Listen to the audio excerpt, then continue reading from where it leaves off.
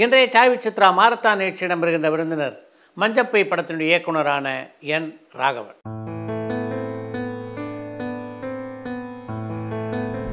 மிகப்பெரிய வெற்றி படமாக அமைந்த மஞ்சப்பை படத்தினுடைய இயக்குனரான என் ராகவன் பெப்சி விஜயன், சர்க்குணம் ஆகியோரிடம் உதவி இயக்குனராக பணியாற்றியவர்.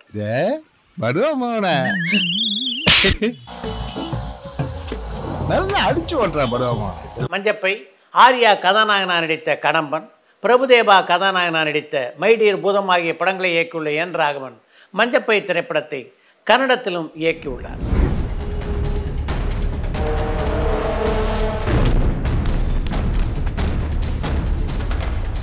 உதவி இயக்குனராகவும் தான் பெற்ற அனுபவங்கள் பலவற்றை இந்த நேர்காணலிலே பகிர்ந்து கொண்டிருக்கிறார் என் ராகவன்.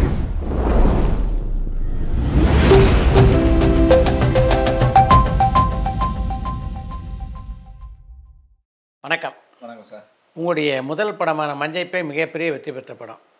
ஆனாலும் பார்த்தீங்கன்னா இத்தனை வருடங்களில் மொத்தம் 4 படங்கள் தான் நீங்கள் இயக்கியிருக்கீங்க. உங்களை மாதிரி இளம் இயக்குனருடைய நிலை இன்றைக்கி சினிமாவில் எப்படி இருக்குதுன்னு நினைக்கிறீங்க நீங்கள்?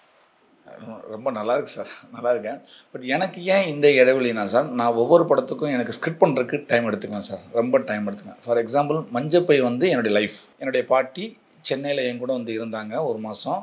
அதில் நடந்த சம்பவங்கள் தான் முதல்ல வந்து அது கதையாக ஃபஸ்ட்டு பண்ணது. ஒரு சுவாரஸ்யமான சம்பவங்களாக இருந்தது. அந்த சம்பவங்களை கோர்த்து ஒரு கதையாக பண்ணும்போது அது ஈஸியாக நல்லா டக்குன்னு பண்ண முடிஞ்சது லைஃப்ன்றல. அதே மாதிரி தான் என் பாட்டி நான் சத்தம் போட்டேன். பாட்டி ஊருக்கு போனாங்க. ஊருக்கு போய் அங்கே பாட்டி தவறிட்டாங்க. நான் கில்ட்டானேன், ஐயோ என்னடா இப்படி நம்ம பண்ணிட்டோமேன்ட்டு. அந்த தான் நான் படமாக பண்ணேன். அடுத்த படம் வந்து நான் கடம்பன் பண்ணது வந்து ஒரு மலை சார்ந்த பேக்டாக பண்ணுவோம். அது எனக்கு என்ன ஏதுன்னே தெரியாது. ஸோ அதுக்காக கிட்டத்தட்ட ரிசர்ச் வந்துமே கிட்டத்தட்ட ஒரு 1 இயர் பண்ணோம் சார். நாங்கள் நம்ம மேற்கு தொடர்ச்சி மலையில் இருக்கிற எல்லா கிராமங்களுக்கும் நானும் என்னுடைய பிரதர் வந்து தேவா, அவர் தான் மஞ்சப்பை படத்தோடைய எடிட்டர் ப்ளஸ் கோ டைரக்டர். அவர் 2 பேருமே போயிட்டு நாங்கள் ஸ்டே பண்ணி மேற்கு தொடர்ச்சி அந்த கிராமங்களில் போய் உட்காந்து கிட்டத்தட்ட ஒரு 1 இயர் ரிசர்ச் பண்ணோம். அப்படி ரிசர்ச் பண்ணி பண்ணோம் அந்த படம், 2ஆவது படம். அதுக்கு கூடால மஞ்சப்பை வந்து நான் கன்னடத்துலேயும் போய் பண்ணிட்டு வந்தேன் நான். அதுக்கப்புறம் மைடியர் பூதம் பண்ணும்போது நான் ஃபஸ்ட்டு வந்து அது பூதம் கதையாக பண்ணலை, நிறைய பேய் படம் வந்துகிட்டே இருந்துச்சு. அப்போ எனக்கு பேய் படம் பண்ண தான் சொன்னாங்க. நான் சொன்னேன், நம்ம வரிசையாக பேய் படம் வருது, நம்மளும் பேய் தான் பண்ணணுமா அப்படின்னு யோசிச்சுட்டு இருக்கும்போது பேய்க்கு ஆல்டர்னேட்டிவாக என்னடா பண்ணும்போது அப்புறம் பூதம் இருக்குதுல்ல, பூதம் வந்து ரொம்ப நாளாச்சு. பட்டணத்தில் பூதம் வந்துச்சு, அலிபாபாவும் அற்புத விளக்கம் வந்துச்சு. சரி பூதம் ஒரு ஃபேண்டசி எலிமெண்ட் தானே சொல்லிட்டு பூதத்துக்கு அப்படி பண்ணும்போது அப்போ ரெகுலராக லவ்வுன்னு வைக்காமல் அது குழந்தைங்களோட கனெக்ட் ஆகிற மாதிரி வைக்கணும்னு சொல்லும்போது சரி அப்போ ஒரு குழந்தை அப்படின்னு உருவாகும்போது அப்போ வெறும் குழந்தை சும்மா அப்படின்னு வச்சு அதுவும் சரி வராதுன்றக்காண்டி ஒரு குழந்தைக்கு திக்குவாயி அப்படின்னா அப்போ அந்த திக்குவாயோட பேக்ட்ராப்பும் நமக்கு என்ன ஏதுன்னு தெரியாது சார். ஸோ அதுக்குமே கிட்டத்தட்ட ஒரு 6 மாதம் 7 மாதம் வந்து ஃபுல் அண்ட் ஃபுல்லாக அந்த திக்குவாய் குழந்தைங்களை சந்தித்து அவங்க வாழ்க்கையில் நடந்த சில விஷயங்களை நிறைய மைடியர் பூதத்தில் நிறைய விஷயங்கள் உண்மை சம்பவம் தான். ஒரு பையன் அந்த மைடியர் பூதத்தில் வந்து சரஸ்வதி சபதம் மாதிரி பேசுவான். அது வந்து எனக்கு ஒரு சந்திரன் வாத்தியார்னு சொல்லிட்டு நம்ம மதுரையில் ஒருத்தர் இருக்கார், அந்த படத்துலையுமே நடிச்சிருப்பார். அவரோட பையன் திக்குவாய். அவன் என்ன பண்ணான்னா அவனுக்கு பேச்சு வரலன்னு சொல்லிட்டு அவர்கிட்ட அழுதுருக்கான். அவர் சொல்லியிருக்காரு, உனக்கு பேச்சு வரலன்னா என்னடா எழுத்து வரும்ல, எழுத வேண்டியதானே அப்படின்னோடனே அவன் எழுதி கட்டுரை போட்டியில் முதல் பரிசு வாங்கினான். ஸோ அதை தான் நான் என்ன பண்ணேன்னா அதை கட்டுரை போட்டிக்கு பதிலாக மறுபடியும் அதை ஆக்டிங் அது மாறுவேட போட்டியாக மாற்றி அப்படி அது மாதிரி நிறைய உண்மை சம்பவங்களை தான் எடுத்து அதுவும் பண்ணோம். ஸோ எனக்கு கொஞ்சம் ஸ்கிரிப்ட் பண்ணுறதுக்கு டைம் எடுத்துக்கணும் சார். நான் அதனால தான் ஒரு 10 வருஷம் 4 படம். ராகவனை சினிமாவுக்கு கூட்டிகிட்டு வந்தது யார்? பாலாஜி சக்திவேல் சார். ஆக்சுவலி வந்து நான் காதல் படம் பார்த்தேன் சார். காதல் படம் வந்து ஷூட்டிங் நடந்துட்டு இருந்தது மதுரையில். நான் வந்து அப்போ கீஸ்டு கானம்ன்ற ஒரு கேசட் கடையில் ஒர்க் பண்ணிட்டு இருந்தேன், ஃபேமஸான கேசட் கடை. பேக்கில் தான் அப்படியே வந்து ஷூட்டிங் நடந்துட்டு இருந்துச்சு. அப்போ அதெல்லாம் ஷூட்டிங் பார்க்கும்போது நான் அதுக்கு முன்னாடி வந்து எங்கள் அப்பா வந்து ராமராஜன் சார்கிட்ட கராட்டக்காரன் இருக்கும்போது நடன நாட்டிய நர்த்தன தேட்டரில் மேனேஜர். ஃபுல் அண்ட் ஃபுல்லாக அவர் தான் அங்கே பார்த்துப்பாரு. தேட்டர் அதுக்கப்புறம் ஒரு காலகட்டத்தில் ராமராயனே வாங்கி. ஆமாம், இல்லை அப்புறம் வாங்கினதுக்கப்புறம் தான் அப்போ அங்கே இருந்தார். அப்பா முதல்ல வந்து நம்ம இவர் அன்பு சார் கோபுரம் ஃபிலிம்ஸில் தான் ஃபஸ்ட்டு இதாக போனார், ரெப்பாக போனார். அதுக்கப்புறம் நடன நாட்டிய தேட்டரில் ஒர்க் பண்ணார். நாங்களும் அங்கே தான் வாழ்ந்தோம். நாங்கள் அப்பா அம்மா வந்து உடம்பு சரியில்லாமல் கேன்சரில் பக்கத்தில் போஸ் கிளினிக்னு ஒரு ஆஸ்பத்திரி இருக்குது, அங்கே அட்மிட் ஆயிருந்தாங்க. நாங்கள் எப்போவுமே சினிமா தேட்டர்லேயே தான் இருப்போம், நடன நாட்டிய தேட்டர் எப்போவுமே அங்கே தான் இருப்போம். அப்புறம் அப்படி இருக்கும்போது அது சினிமான்னு தெரியும். அப்புறம் காதல் படம் பார்த்ததுக்கப்புறம் அது ரொம்ப ஷூட்டிங் பார்த்ததுக்கப்புறம் கொஞ்சம் ஒரு இது இதாகும். அந்த மாதிரி பார்த்தோன்னே அது அப்போ இருந்துச்சு. ஆனால் காதல் படம் ரிலீஸ்க்கு அப்புறம் தான் நான் போய் படம் தேட்டரில் பார்த்துருந்தேன். அலங்கார் தேட்டரில் போய் பார்க்கும்போது அன்னைக்கு பார்த்துட்டு நைட்டு வந்து ஒரே அழுகை. ஏன்னா நம்ம வாழ்க்கையை வேற எங்கேயோ தேடிக்கிட்டு இருக்கோம். நம்ம ஆக்சுவலி சினிமாவில் தானே இருக்கணும், நம்ம எங்கே இருக்கோம் பண்ணிட்டீங்க அன்னைக்கு நைட்டு. அப்போ வந்து எனக்கு கல்யாணம் ஆகி கிட்டத்தட்ட ஒரு லவ் மேரேஜ் சார். நான் கல்யாணம் ஆகி கிட்டத்தட்ட ஒரு 3 மாசமோ 4 மாசமா இருக்கும். லவ் மேரேஜ் ஆப்போசிட் ஆகி போலீஸ் ஸ்டேஷனில் கல்யாணம் பண்ணியிருக்கோம். போலீஸ் ஸ்டேஷன்லாம் மேரேஜ் பண்ணி ஒன்றும் இல்லை, என் ஒய்ஃபுக்கு வெறும் மஞ்சள் கயிறு, வீட்டில் ஒன்றுமே இருக்காது, ஒரு தட்டு 2 சாப்பாடு. ரியல் லைஃப் மாதிரியும் இருக்கும் காதல் படம். அதில் அவங்க தோத்துட்டாங்க, நம்ம ஜெயிச்சிட்டோம், அவ்வளோதாங்கண்ணா. அப்படி இருக்கும்போது உங்கள் மனைவி வீட்டில் ஒத்துக்கலையா? ஒத்துக்கல சார். அது அப்போ கல்யாணத்தப்ப. அப்புறம் படம் பார்த்ததுக்கப்புறம் இல்லைப்பா நம்ம இங்கே இருக்கக்கூடாது, நம்ம சென்னைக்கு போய் ஜெயிச்சுன்னு சொல்லிட்டு அப்படியே ஒய்ஃபை கூப்பிட்டுட்டு அப்படியே சென்னைக்கு வந்தேன் சார். வந்து அப்புறம் பாலாஜி சத்யவேல் சாரை ஃபாலோ பண்ணேன். நான் பாலாஜி சத்யவேல் சார்கிட்ட தான் சேர்ந்து அவர்கிட்ட தான் சேரணும் அப்படின்ற கேட்டு தான் அவர்கிட்ட ஃபாலோ பண்ணேன். அப்படியே ஃபாலோ பண்ணிவிட்டு அப்போ வந்து சார் வந்து நம்ம சொல்கிறேன்னா அப்புறம் அவங்க வீட்டுக்கும் போகணுன்னா அப்போ சாருடைய ஒய்ஃபும் நல்லா பழக்க மாட்டாங்க. சாருடைய ஒய்ஃபு, அம்மா, அப்பா, கலா வந்தானே என்னடா அப்புறம் இருக்கா, பாப்பா அப்புறம் இருக்கா, வீட்டில் எப்படி இருக்காங்க எல்லாம் கேட்குற அளவுக்கு. ஆனால் வாய்ப்பு முன்னாடியே மிஸ் ஆகிட்டே இருந்துச்சு. அப்போ வந்து நம்ம ஜிவி குமார் சார், புலி விருது டைரக்டர் குமார் சார்கிட்ட நான் அசிஸ்டன்ட் டைரக்டர் ஃபஸ்ட்டு அவர் என்ன சேர்ந்துக்கோப்பான்னு சொன்னார். நான் அந்த படம் ஒர்க் பண்ணேன். ஜித்தன் ரமேஷ் சார் பண்ணியிருப்பாங்க. புலி விருது அசிஸ்டன்ட் டைரக்டர் ஒர்க் பண்ணேன். அப்புறம் அந்த படம் முடிஞ்சிட்டும் கொஞ்ச நாள் மறுபடியும் அசிஸ்டன்ட் டைரக்டர், ஆனால் அசிஸ்டன்ட் டைரக்டர் மறுபடியும் ட்ரை பண்ணுறேன். அப்போ பெப்சி விஜயன் மாஸ்டர்கிட்ட அப்போ அவர் ஒரு டைரக்ஷனில் பண்ண போகிறேன்னு சொல்லி மார்க்கண்டேன் ஒரு படம் பண்ணார். அவர் பையன். ஆமாம், பையன். அப்போ என்னோட தம்பி வந்து ராஜா மோகன் சாரோட எடிட்டிங் அசிஸ்டன்ட் தேவா. அவர் முதலே சேர்ந்துட்டார் எடிட்டிங் அசிஸ்டன்ட்டு. அப்போ அவர் மூலமாக ராஜா மோகன் சார் சொல்லி நாங்கள் சேர்த்து விட்டார் மார்க்கண்டேனில். அப்போ நான் அங்கே ஒரு 1.5 வருஷம் ஒர்க் பண்ணிகிட்டு இருந்தேன். ஒர்க் பண்ணிகிட்டே இருந்துட்டு அந்த படம் முடிஞ்சு அப்புறம் மறுபடியும் அப்போ ஒரு விஷயம் பண்ணேன், நீ அடுத்து ஒரு படம் தான் பண்ணணும், அதுக்கப்புறம் நம்ம படம் பண்ணிடணும். இது ஒரு படம் தான் பண்ணணும், கரெக்டான படம் ஒர்க் பண்ணணும், வெளியே வந்து படம் பண்ணிடணும் அப்படின்னு சொல்லிட்டு இருக்கும்போது தான் களவாணி படம் வந்து எடிட்டிங் போயிட்டு வந்திருக்கு. அப்போ தேவா என்னோட தம்பி தான் சார் கூட உட்காருவான். சர்பன் சார் கூட உட்காரும்போது அடிக்கடி வந்து சொல்லுவான் என் தம்பி, டே களவாணின்னு ஒரு படம் வரும், வந்துச்சுன்னா அந்த சார் வந்து பெரிய லெவல் டைரக்டரா, அப்போ நீ வாய்ப்பு போய் கேட்குறக்கு நீ இப்போ இருந்தே ஃபாலோ பண்ணுனா நம்ம அங்கே ஜாயின் பண்ணிடலாம்டா அப்படின்னு சொல்லும்போது, சரி எனக்கு அவர் தெரியல, நீ ஒரு வார்த்தை சொல்லு, நான் அதுக்கப்புறம் அவரை ஃபாலோ பண்ணிக்கிறேன்னு சொல்லும்போது, அப்போ தம்பி சார்ட்ட சொல்லியிருந்தேன், சார் இந்த மாதிரி எங்கள் அண்ணன் வந்து ஒரு கரெக்டான பிளாட்ஃபார்ம் இல்லாமல் இருக்காங்க சார், நீங்கள் அசிஸ்டன்ட் டேரக்டராக ஜாயின் பண்ணிக்கணும். அப்படியாடா சரி அப்படின்ட்டு. அதே மாதிரி டோரா டேரக்டர் முருகதாஸ், டோரா படத்தை நம்புறாரு, அவன் என் தம்பியோட க்ளோஸ் ஃப்ரெண்டு. அவன் வந்து சர்க்குணம் சாரோடைய கோ டேரக்டர். இப்போ அவனு சொன்னோன்னே 2 பேரும் சொன்னோன்னே சரி உடனே வந்து ஜாயின் பண்ணிக்கணும்னு சொல்லிட்டு நான் களவாணியோட போஸ்ட் ப்ரொடக்ஷனில் போய் ஜாயின் பண்ணிட்டேன். அப்புறம் படம் ரிலீஸ் ஆச்சு, அது பெரிய லெவலில் அடிச்சது, மெகா ஹிட்டு, ட்ரெண்ட் செட்டர் படம். அதுக்கப்புறம் வாகைச்சோடவா ஃபுல்லாக ஒர்க் பண்ணேன். ஃபுல்லாக ஒர்க் பண்ணிவிட்டு சொன்ன மாதிரி தான் அந்த படம் முடிச்சு இந்த முருகதாஸ் ஃப்ரெண்டு, தம்பியோட ஃப்ரெண்டு எனக்கு நல்லா இருந்தது சொன்னேன், நான் இந்த மாதிரி நான் படம் பண்ண போகிறேன்னே. அவன் ஷாக்கான, என்னடா படம் பண்ண போகிறேன், இல்லைடா ஒரு படம் போதும் நான் பண்ண போகிறேன் அப்படின்னோடனே. ஆக்சுவலி அப்போ தாஸ் போய் அப்போ சார் கேட்டிருக்காரு, யார் யார் இந்த படத்தோட வெளியே போகிறாங்க அப்படின்னோடனே நவீன் சொல்லியிருக்காங்க. ஆக்சுவலி வந்து நம்ம 2 நவீன் இருந்துக்கோம். ஒருத்தர் வந்து பெரிய நவீன், நான் சின்ன நவீன், 2 நவீன் இருந்தான். அப்போ நவீன் வெளியே போகிறான் அப்படின்னோடனே சாரோட ஃப்ரெண்டு தான் அவர், க்ளோஸ் ஃப்ரெண்டு.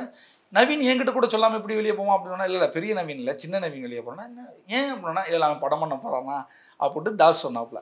படம் பண்ண போனான், கதை வச்சுருக்கானா, அப்போ வந்து கதை சொல்கிறா அப்படின்னா சர்க்குணம் சார் சொன்னான். அப்போ நான் ஒரு 1 வீக் அப்புறம் போய் ஒரு கதை சொல்கிறேன். கதை சொன்னோடனே இது ஒரு கதைன்னு தூக்கிட்டு வந்துட்டான்ட்டு ஒரு முறைச்சாரு. நான் எதுவுமே சொல்லலை. அப்புறம் இன்னொரு வார்த்தை சொன்னார், உங்ககிட்ட ஸ்லாங்கு நல்லா இருக்குடா, அந்த ஸ்லாங்கு நல்லா இருக்குது, அந்த ஸ்லாங்கை வச்சு ஒரு கதை பண்ணேன். அப்போ நான் 2ஆவதாக பண்ணி வச்சிருந்த கதை தான் மஞ்சப்பை. அப்போ சரி இது லைஃப் தானே அப்படின்னு சொல்லிட்டு அப்புறம் என்ன பண்ணேன்னா, அந்த ஒரு 10 சம்பவம் மட்டும் இருந்துச்சு. அந்த சம்பவத்தை மட்டும் போய் ஒரு 2-3 நாள் அதுக்கப்புறம் வந்து நான் தாஸ்ட்டை போய் பேசுகிறேன். அந்த டோரா டேரக்டர் பேசும்போது அவன் விழுந்து சிரிக்கிறான், சூப்பராக இருக்கடா, கதை ரெடி பண்ணிட்டேன்டா. நான் கதை ரெடி பண்ணிட்டேன்டா அப்படின்ட்டேன். மறுபடியும் போய் சார்ட்ட சொன்னான், சார் இப்போ இன்னொரு கதை பண்ணியிருக்கான், பிச்சு உதறிட்டானு சார் ரெடி பார்த்துருக்காரு, அட உண்மையிலே நல்லா இருக்கு சார் அப்படின்னு. சரி அடுத்த வாரம் வந்து கதை சொல்கிறா அப்படின்ட்டு இவன் வந்துட்டு அடுத்த வாரம் வந்து சார்ட்ட கதை சொல்லிட்டானோன்னா, எனக்கு கதையே இல்லை, சீன் 10 சீன் தானே சொன்னீங்கன்னா. அப்போ டக்குன்னு நம்ம என்னென்ன நடந்த விஷயத்தெல்லாம் எழுதுன்னு சொல்லிட்டு அப்போ நானும் தம்பி உட்காந்து ஒர்க் பண்ணோம். எங்கள் பாட்டி தான் எங்களை வளர்த்தது, அப்பா அம்மா யாரும் கிடையாது எங்களுக்கு. அது அம்மா சின்ன வயசுலேயே தவறிட்டாங்க, அப்பா வெளியே போயிட்டாங்க. வளர்த்தது எல்லாமே தாத்தா பாட்டி தான். ஸோ அப்போ பாட்டி சின்ன வயசுலேருந்து எங்களுக்கு என்னென்னலாம் பண்ணுச்சு அது எல்லாத்தையும் எழுதணும். எழுதிட்டு முதல்ல நான் அந்த பாட்டியாக தான் வச்சுருந்தேன். பாட்டியாகவே தான் ராஜ்கிரண் கதாபாத்திரம் பாட்டி தான். ஆமாம், ஃபஸ்ட்டு பாட்டின்னு தான் வச்சுருந்தேன் நான். அப்புறம் வந்து 2-3 பேர்கிட்ட சார்கிட்ட கதை சொல்கிறதுக்கு முன்னாடி நண்பர்கிட்ட சொல்லும்போது பூவை பூச்சிடுவா மாதிரி இருக்குது, பூவை பூச்சிடுவா மாதிரி இருக்குன்னு அவங்க ஏன் சொல்கிறாங்கன்னா அந்த பாண்டிங் ரிலேட்டிவ் சொல்லும்போது பூவை பூச்சிடுவா மாதிரி இருக்குன்னா அப்புறம் அதே என்ன சார் இப்போ பாட்டியை தாத்தாவாக மாற்றிட்டா அந்த வருமானு சொல்லிட்டு ஒரு 2-3 பேர்கிட்ட தாத்தாவை மாற்றி சொல்லும்போது அந்த இது வரலன்னு அப்போ தாத்தா கரெக்டாக இருக்கும் அப்படின்னு சொல்லிட்டு சார்கிட்ட சொன்னேன். சார் சொன்னோடனே சொன்னார், இனிமேல் இந்த கதையை யார்ட்டையும் சொல்லாத, இந்த கதையை நான் தான் ப்ரொடியூஸ் பண்ணுறேன் அப்படின்ட்டார். சூப்பர். சொன்ன அடுத்த செகண்ட் சொன்னார், சாரோட வீட்டில் சொன்னேன் நான் இந்த கதையை நான் தான் ப்ரொடியூஸ் பண்ணுறேன் அப்படின்னோடனே ரொம்ப சந்தோஷமாக இருந்துச்சு. எனக்கு டக்குன்ட்டு டேரக்டர் ஆகிறது ஈஸியாக நடந்தது. நான் அசிஸ்டன்ட் டேரக்டருக்காக தான் ரொம்ப போராட்டேன், இயக்குனர் ஆகணுன்றது எனக்கு ஈஸியாக டக்குன்னு நடந்துச்சு. அது அதுக்கப்புறம் மஞ்சள் போய் சார் ப்ரொடக்ஷனில் பண்ணேன் நான். இவங்க லிங்கசாமி சார் வந்து அதை ஃபஸ்ட் இதில் பண்ணாங்க, ரிலீஸ் பண்ணி கொடுத்தாங்க, எல்லாமே அது நல்லபடியாக நடந்தது. அப்புறம் கடம்பன் மஞ்சள் போய் எப்படி அந்த படத்துக்குள்ளே ராஜ்கிரண் இவங்க விமல் லக்ஷ்மி மேனன்லாம் வந்தாங்க? முதல்ல வந்து அந்த கதை வந்து சின்ன லெவலில் தான் நான் யோசிச்சிருந்தது. அந்த அப்போ வந்து ஆடுகளம் பயங்கர ஃபேமஸ்ஸு. வாசை ஜெயபாலன் சாரை போடலாமா, இல்லை எஸ்பி முத்துராமன் சாரை போடலாமா? எஸ்பி முத்துராமன் நடிக்க வைக்கணும்ட்டா? அப்போ ஒரு ஐடியா இருந்தது, ஒரு பெருசாக பட்ஜெட். அப்போ வந்து நம்ம கதை பண்ணியாச்சு. அப்போ சர்க்குணு சார்ட்டாலும் ஒன்றும் நம்ம கதை சொல்லலை. ஒரு அந்த 10 நாளில் இப்போ கதை சொல்லும்போது இந்த கதாபாத்திரத்தை வச்சு யாரை வச்சு சொல்கிறது? எஸ்பி முத்துராமன் சாரை வச்சு சொல்லலாமா, இல்லை வாசை ஜெயபாலனை வச்சு சொல்லலாமா, அப்புறம் பாரதி ராஜா சாரை வச்சு சொல்லலாமா, இப்படி நிறையா பண்ணி யோசிச்சுட்டே இருக்கும்போது அது கரெக்டாக உட்காரல. முதல்ல தாத்தான்னு சொல்லுவோம், அதுக்கப்புறம் நம்ம பார்த்து சொல்லிட்டு அப்புறம் போய் வந்து சார்கிட்ட சொல்லும்போது சாரும் நல்லா இருக்குடா அப்படின்னு சொல்லும்போது யார் பண்ணால் நல்லா இருக்குன்னு சொல்லும்போது இப்போ நான் வரிசையாக சொல்கிறேன், எஸ்பி முத்துராமன் சார் ஆப்ஷன் வச்சுக்கலாம் சார், வாசை ஜெயபாலன் வச்சுக்கலாம் சார், அப்படி வரிசையாக சொல்லிட்டு இருக்கும்போது ஓகேடா சாரும் பண்ணோம்னா சார் ஒரு வார்த்தை சொன்னார், ராஜ்கிரண் சார் எப்படா இருக்கும் அப்படின்னு சார் சொன்னார். ஆமாம் சார், அந்த பாயிண்ட் ஆஃப் வியூ, ஏன்னா அப்போ வந்து தவமாயத்தம் வந்து அப்பா கேரக்டர் மட்டும் தான் பண்ணிட்டு, ஆமாம் சார் செம்ம ஐடியா சார்னா என் தம்பியும் ஏற்கனவே கோடக்டர், அவனும் ராஜ்கிரண் சார் சொல்லியிருந்தான். நான் சொல்லியிருந்தேன், டேய் அப்பா கேரக்டர் பண்ணிட்டு இருக்கவங்க இப்படி திடீர்னு தாத்தா கேரக்டர் பூரா இருக்கும், செட் ஆக மாட்டான்னு யோசிச்சுட்டு இருக்கும்போது இல்லை நீ செட் ஆகும், நீ யோசனை பண்ணி பாருன்னா, பட் நான் அதை சொல்லிக்கவே இல்லை. ஆனால் சாரும் சொல்லும்போது ஸ்ட்ரைக் ஆச்சு. ஸோ தம்பியும் சொல்கிறாங்க சாரும் சொல்கிறாங்க, அப்போ சார் கரெக்டாக இருக்கும் சார். நான் அடுத்து இமீடியட்டாக விமல் பிரதர்கிட்ட வந்து கதை சொல்ல சொன்னாங்க.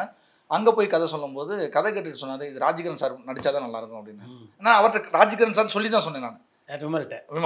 அதை சொல்லி முடிச்சுன்னு ஹானஸ்ட்டாக ஒரு ரிவ்யூ சொன்னார், இந்த படத்தில் நான் ஹீரோ கிடையாது, அவர் தான் ஹீரோ, ஆனால் இந்த படத்தில் நான் பண்ணுவேன், ஏன் தெரியுமா, ஹிட்டில் இது எனக்கு ஒரு படம். ஹானஸ்டாக சொன்னோன்னே அழுதுட்டு சூப்பர் நவீன் அப்படின்னார், நீ ராஜ்கிரண் சார் மட்டும் பிடிச்சிருக்கேன், மற்ற விஷயங்கள் நம்ம பார்த்துக்கலாம்னா. அப்புறம் இமீடியட்டாக அப்படியே நடந்தது. அப்புறம் ராஜ்கிரண் சார்கிட்ட 1 வீக்கில் கதை சொன்னோன்னே ராஜ்கிரண் சாருக்கு ரொம்ப பிடிச்சிருந்தது, இமீடியட்டாக நம்ம பண்ணலான்ட்டார். அப்படி இருக்கும்போது அப்புறம் 2-3 பேர்கிட்ட நம்ம சார் அனுப்பிச்சி விட்டோம், எல்லாருமே நல்ல பாசிட்டிவ் ரிவ்யூ பண்ணோன்னே வெளியே நல்ல டாக் இருந்துச்சு, இந்த மாதிரி ஒரு கதை ஒன்று பண்ணியிருக்காங்க அப்போ Kathiresan sir 5 star Kathiresan sir கூப்பிட்டு நம்ம பண்ணலாமான்னு கேட்டிருந்தார் சர்க்குணம் சாரை. அப்படி இருக்கும்போது அப்புறம் கரெக்டாக லிங்கசாமி சார் அவங்க சைடு கேட்கும் அமைஞ்சது, அவங்க எல்லாமே கரெக்டாக அமைஞ்சது. அப்படியே டேக் ஆஃப் ஆச்சு. எப்படி இருந்தது ராஜ்கிரனோட பணியாற்றிய அனுபவம்? ஐயோ சார் கூட அதான் சொல்கிறேன், அப்பா வந்து நான் சாரை வந்து என்றா சாவி மனசில் அப்போ வந்து நாங்கள் இதெல்லாம் நம்ம அந்த ஊர் திருவிழாலெல்லாம் வந்து இந்த 3 நாளைக்கு வெள்ளி சனி ஆயிருக்கு டிவியில் டெக் எடுத்து போடுவாங்க. அப்படி படம் பார்த்தப்போ ராஜ்கிரண் சாரை ஃபஸ்ட் டைம் பார்க்கும்போது ரொம்ப ஹாப்பியாக இருந்துச்சு. கதை சொல்லும்போதே முதல்ல வந்து எடுத்தோன்னே கதை சொல்ல ஒரு 10-15 நிமிஷம் எல்லாத்தையும் பேசி முடிச்சுட்டு, சார் உங்களை நாங்கள் எப்படிலாம் பார்த்துருக்கோம் அதெல்லாம் பார்த்து அது மாதிரி ஒர்க் பண்ணும்போது பார்த்தீங்கன்னா காலையில் வருவார் சார் வந்து, என்ன தம்பி சீன் அப்படின்னா இதெல்லாம் சொல்லியிருந்தா அந்த சீன் முடித்த உடனே பக்கத்துலேயே உட்காந்துருவார், போகவே மாட்டார், கேரம் போக மாட்டார், எங்கேயுமே போக மாட்டார். அந்த சீன் இருக்காது, வேற ஒருத்தவங்க நடிச்சிட்டு இருப்பாங்க, விமல் பிரதர் நடிச்சிட்டு இருப்பாங்க, லக்ஷ்மி மேன் நடிச்சிட்டு இருப்பாங்க, இல்லை வேற யாராவது நடிச்சிட்டு இருப்பாங்க, போக மாட்டார், பக்கத்துலேயே உட்காந்துக்குவார். கரெக்டாக ஒரு லஞ்ச் ஹவரில் அப்போ நான் வந்து அப்பான்னு தான் கூட, அப்போ பிரேக் அப்படின்னோடனே போயிட்டு முடிச்சு ஒரு 1 ஹவரில் மறுபடியும் வருவாங்க, மறுபடியும் ஈவினிங் வரைக்கும் கேரம் போக மாட்டாங்க, ஃபுல் அண்ட் ஃபுல்லாக உட்காந்து. அதே மாதிரி சின்ன விஷயங்கள் அவர் இப்படி பண்ணிக்கலாமா இருக்கணும் மெருகேற்றிக்கிட்டே இருப்பார். இது இந்த தாத்தா கேரக்டர் அப்படின்னா ஒரு விஷயத்தில் வந்து நான் வந்து கதை சொல்லும்போது ஒரு தாலி சென்டிமெண்ட்டை வச்சு நான் கதை சொல்லியிருந்தேன், அந்த சீன் சொல்லியிருந்தேன் நான். அதாவது விமல் வந்து லேப்டாப்பை தாத்தா அடுப்பில் வந்து தெரியாமல் எடுத்து வச்சுருவார், அது போயிடும். இப்போ வந்து லேப்டாப் வாங்குற காசுக்கு தன்னுடைய பாட்டி ஞாபகம் வச்சுருக்க மோதிரத்தை விற்றுருவார். அது அந்த மோதிரம் போட்டது வந்து பாட்டி தாலியில் செஞ்சு போட்ட மோதிரம். அந்த கதை சொல்லும்போது வச்சுருந்தா எடுக்கும்போது அதை நான் அது ரொம்ப கொஞ்சம் ஓவராக நெஞ்சு நக்கிற மாதிரி இருக்கும் அந்த சீனு. எல்லாருமே அசிஸ்டன்ட் சொல்லுவேன், சார் ஓவரா ரொம்ப நக்கலாக இருக்கு, பாட்டி தாலி மோதிரம் பார்த்துக்கோங்க கத்திடுவாங்க தேட்டரில். அப்போ சரின்னு சொல்லிட்டு அதை விட்டுட்டேன். அதை எடுத்துகிட்டு என்னப்பா என்ன தாத்தா உனக்கு அப்படின்னோடனே அது ரொம்ப சாதாரணமாக, இல்லையா நீ உடஞ்சி போய் நிற்கும்போது எனக்கு ஒரு மாதிரி ஆச்சு, அதான் கையில் மோதிரம் போட்டிருந்தேன்ல நான் வித்துட்டேன் அப்படின்னு சொல்லி இருக்கும்போது ஒரு, இல்லையே தம்பி நீ சீன் கதை அப்படி சொல்லலையே நீ அப்படின்னாரு. இல்லைப்பா நான் சொன்னது வந்து பாட்டி தாலியை மோதிரமாக செஞ்சு போட்டு வந்திருந்தியே அதையும் வித்துட்ட அப்படின்னா, தம்பி மோதிரத்தை விற்கிறது பெரிய விஷயம் இல்லை, நான் என் பொண்டாட்டிக்கு ஏமா வச்சுருக்க அந்த மோதிரத்தை விற்றா தானே பெரிய விஷயம், அது கொஞ்சம் ஓவர் டூவாக இருக்காதாப்பா அப்படின்னேன். அதெல்லாம் இருக்கவே இருக்காது தம்பி, அதுதான் கரெக்டாக இருக்கும் வைங்கன்னார். அது தேட்டரில் செம்மையாக ஒர்க் அவுட் ஆச்சு அந்த எமோஷனல். அப்புறம் நிறைய சின்ன சின்ன இன்வால்மெண்ட்டில் நிறைய இன்வால்மெண்ட் பண்ணுவார் ராஜன் சார். நான் சின்ன சின்ன மெருகேற்றவங்க எல்லாமே என்னோட அவர்கிட்ட ஒர்க் பண்ணது ரொம்ப சந்தோஷமான ஒரு விஷயம். அந்த படத்தில் பணியாற்றிய போது சர்க்குணத்துக்கிட்ட நீங்கள் உதவி இயக்குனராக இருந்ததும் பெப்சி விஜயங்கிட்ட உதவி இயக்குனராக இருந்ததும் எந்த வகையில் உங்களுக்கு உதவிகரமாக இருக்குது?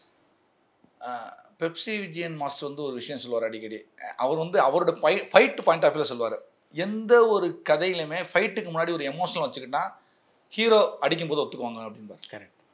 இப்போ நான் வந்து ஒரு ஃபைட் பண்ணியிருப்பேன்டானா அதுக்கு ஒரு எக்ஸாம்பிள்னு சொல்லுவார். ஒரு நாகார்ஜுனாவோ வெங்கடேஷ் சாரோ ஏதோ ஒரு ஆஸ்பத்திரிக்காக ஒரு குழந்தைய தூக்கிட்டு ஓடுவாங்க, குழந்தைய ஆஸ்பத்திரியில் கொடுத்துட்டு லாக் பண்ணிவிட்டு ஒரு 200 பேர் வருவாங்க, 200 பேர் தடிப்பாடுறான். அந்த ஃபைட் வந்து பயங்கரமாக பேசப்பட்டுச்சு. ஏன் தெரியுமா, அதுக்கு முன்னாடி ஒரு குழந்தையோட எமோஷனல் வச்சுருப்பேன்னு சொல்லுவாப்ல.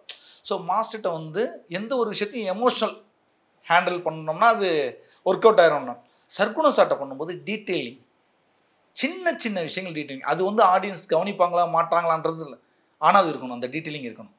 சின்ன சின்ன டீட்டெயிலிங் கூட அவ்வளோ அழகாக பண்ணுவார் சர்க்குணம் சார். அவர்கிட்ட கற்றுக்கிட்டது ஒரு சீனை எப்படி டீட்டெயில்டு பண்ணணும், அது எப்படி ப்ரெசென்ட் பண்ணணுன்றது சர்க்குணம் சார்ட்ட நான் நிறைய விஷயங்கள் அவர் சார்ட்டை பார்த்து பெருமிச்சிருக்கேன். ஏன்னா வாகைச்சுடுவால அது பீரியாடிக் ஃபிலிம் வேறு. ஆமாம். அவ்வளோ சின்ன சின்ன விஷயங்கள் அவ்வளோ மெருகேற்றி அவ்வளோ டீட்டெயில் பண்ணுவார் சார். ஒரு லாரி ஒன்று இருக்கும், ஒன்றும் இல்லை சாப்பாடு விஷயத்தில் கூட அவ்வளோ மெனக்கெடுவார்.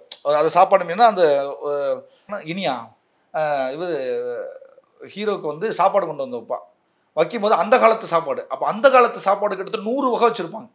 அப்போ அந்த காலத்து சாப்பாடு என்ன 100 வகை வைக்க முடியும், எழுதுனாங்க சார் சொன்னார் 100மே வச்சுருப்போம் அதில். அந்த ஒரு ஷார்ட்டே வரும், அந்த சாப்பாடுலேருந்து அப்படியே வெளியே வரும். இந்த மாதிரி சார்ட்ட டீட்டெயிலிங் பயங்கரமாக இருக்கும் சர்க்குணம் சார்ட்ட. உதவி இயக்குனர்களுக்கு எப்போவுமே டைரக்டர்களோட பணியாற்றும் போது சின்ன சின்ன பிரச்சனை வரும். அது மாதிரி என்னென்ன பிரச்சனைலாம் உங்களுக்கு வந்திருக்கு? இல்லை சார், அதாவது சார்கிட்ட ஒர்க் பண்ணும்போது என்னென்னா, நான் கடைசி அசிஸ்டண்ட்டு தான் ஒர்க் பண்ணியிருக்கேன். நான் போய் ஃபீல்டு கிளியர் பண்ணுற அசிஸ்டண்ட் தான். ஆனால் சின்ன சின்ன கோவம் வரும் சார் படும்போது. நான் சில சமயம் ஃபங்க் ஆயிடுவேன். ஃபங்க் ஆகிட்டு நம்ம நல்லா தானே வேலை பார்க்குறோம், ஏன் சார் நம்மளை திட்டுறாங்களே அப்படின்னு ஃபங்க் ஆகிடுவேன். அப்போ கோ டைரக்டர் சரவணன் சார்னு ஒருத்தர் இருக்கார், கோ டைரக்டர். அப்போது கூப்பிட்டு பேசினார், நீ சாரு பாராட்டணும்னு வேலை பார்க்குறியா இல்லை ஆத்மார்த்தமாக வேலை பார்க்குறியா? இல்லை நான் நல்ல கேள்வி, ஆத்மார்த்தமாக தான் வேலை பார்க்குறேன். அப்போ அவர் திட்டுறாரு தூங்குறாரு இதெல்லாம் பேசாத, உன் வேலையை மட்டும் பாரு, ஆட்டோமேட்டிக்காக அந்த வேலை உன்னை கொண்டு போய் விட்டுரும் அப்படின்னாரு. அதுக்கப்புறம் எதையுமே நான் காதில் வாங்கினதில்லை. அதுக்கப்புறம் நான் ஃபுல் அண்ட் ஃபுல்லாக அதான் கடைசி அசிஸ்டன்ட்னு ஒன்று இருக்குங்களே, அப்படியே போயிட்டு ஓடுறது வர்றது அங்கிட்டு எல்லாமே பண்ணிகிட்டு இருக்கும்போது இது முதல் ஷெட்டில் வந்து நம்ம அருப்புக்கோட்டையில் நடந்துச்சு. கிட்டத்தட்ட ஒரு 35 நாள் நடந்துச்சு. அப்புறம் அங்கிட்ட ஒரு 15 நாள் 20 நாள் பிரேக்கு.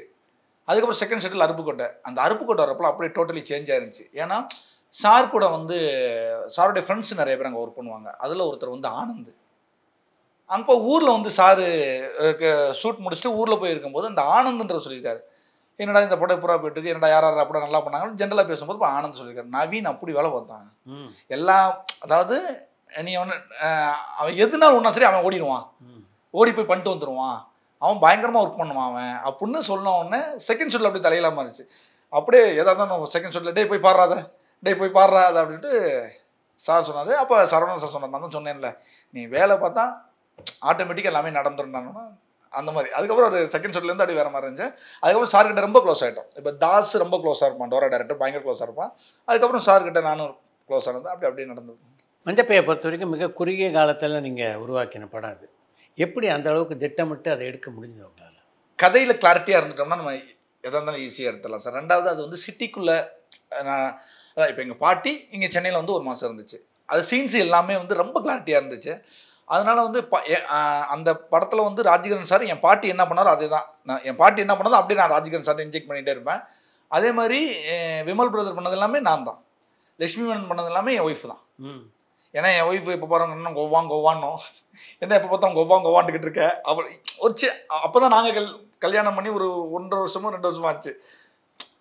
ரொம்ப அதாவது என் பாட்டி வந்து என் ஒய்ஃப் பக்கத்தில் வந்து உக்காந்தாவே என்ன பெரியவங்க பக்கத்து முன்னாடி மட்டும் இதெல்லாம் பக்கத்தில் வந்து உட்காந்துட்டு இருக்க அப்படின்னு சத்தம் போடுவாங்க. அவங்க அந்த காலத்தால் இல்லை அப்படின்னா உடனே இன்னும் நான் என் புருஷன் பக்கத்தில் உட்காரக்கூடாதா இப்படி இவங்களுக்குள்ள சின்ன சின்ன இது வந்துக்கிட்டே இருக்கும். அதே மாதிரி அதில் நடந்ததில் எல்லா சீனுமே உண்மை சம்பவம் தான். ஏன்னா அந்த மாதிரி வந்து நாங்கள் ஒரு வீட்டில் இருக்கும்போது ஒருத்தவங்க எங்களுக்கு வந்து தீபாவளி தலை தீபாவளி அப்போ எங்கள் இந்த கல்யாணம் நம்ம லவ் மேரேஜ் பண்ணனால யாருமே எங்கிட்ட அவங்க வீட்டு சைடு நம்ம வீட்டு சைடு கொஞ்சம் கோவமாக இருந்தாங்க, யாருமே வரல. அப்போ நாங்கள் குடியிருந்த வீட்டில் ஒரு பாட்டி இருந்தாங்க. அந்த பாட்டி எங்களுக்கு ட்ரெஸ் எடுத்து கொடுத்து அவங்க வீட்டில் கூப்பிட்டு வச்சு சாப்பாடு கொடுத்தாங்க. அந்த சீன் தான் வந்து வளகாப்பு சீனாக மாற்றிருப்பேன். அது எல்லாமே லைவில் நடந்த ஒரு உண்மைச்சோம்னா அது ஈஸியாக டக்குன்னு பண்ணும்போது பிளானிங் இருந்துச்சு. அதே மாதிரி டீம் ஒர்க்கு. ஸோ எனக்கு அமைஞ்ச கோஆர்டினேட்டர் சரவணன் சாராக இருக்கட்டும், என்னுடைய தம்பி அவன் வந்து அவன் பக்கபலம், நான் இல்லைன்னா அந்த இடத்துல அவனை பார்க்கலாம். ஸோ என் தம்பி எனக்கு மிகப்பெரிய பக்கம் எல்லாமே. அதே மாதிரி சர்க்குணம் சார், அதுக்கப்புறம் நந்தண்ணன் சர்க்குணம் சாரோட தம்பி, அப்புறம் லிங்கசாமி சார், போஸ் அண்ணன், எல்லாருமே எப்போவுமே, அதுக்கப்புறம் ராஜிகாந்த் சார், விமல் எல்லாருமே டீமாக ஒர்க் பண்ணோம். நான் நல்லபடியாக அது வந்தது டீம் ஒர்க். திரையில் உங்களை பார்த்த போது எப்படி இருந்தது உங்களுக்கும் உங்கள் மனைவிக்குமே? நீங்கள் உங்கள் திரையில் உங்களை தான் பார்க்குறீங்க, வெவ்வேறு கதாபாத்திரம் நடிக்கிறாங்க, எப்படி இருந்தது? அது கட்டிப்பிடிச்சு அழுதுட்டா ஒய்ஃப். அதாவது எப்படி சொன்னால் மொதல் ஷோ பார்க்குறோம், கமலா தேட்டரில் பார்க்குறோம். ஹீரோ ஈல 7, 8 நினைக்கிற சீட் நம்பர். ஹீரோவில் 8னா படம் ஸ்டார்ட் ஆகுது, போகுது. ஒரு அந்த முதல் லவ் எபிசோடு ஒரு 10 நிமிஷம் அப்படி போகும். அந்த தாத்தா என்ட்ரு ஆனதுக்கப்புறம் களை கட்டும், அட்டி கிளாப்ஸு கமலா தேட்டரில்.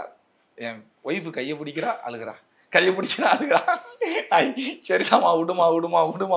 ஏன்னா அவளுக்கு எதுக்காக இவ்வளோ வந்தோமோ போராடணுமோ நம்ம ஜெயிச்சிட்டோம்டா.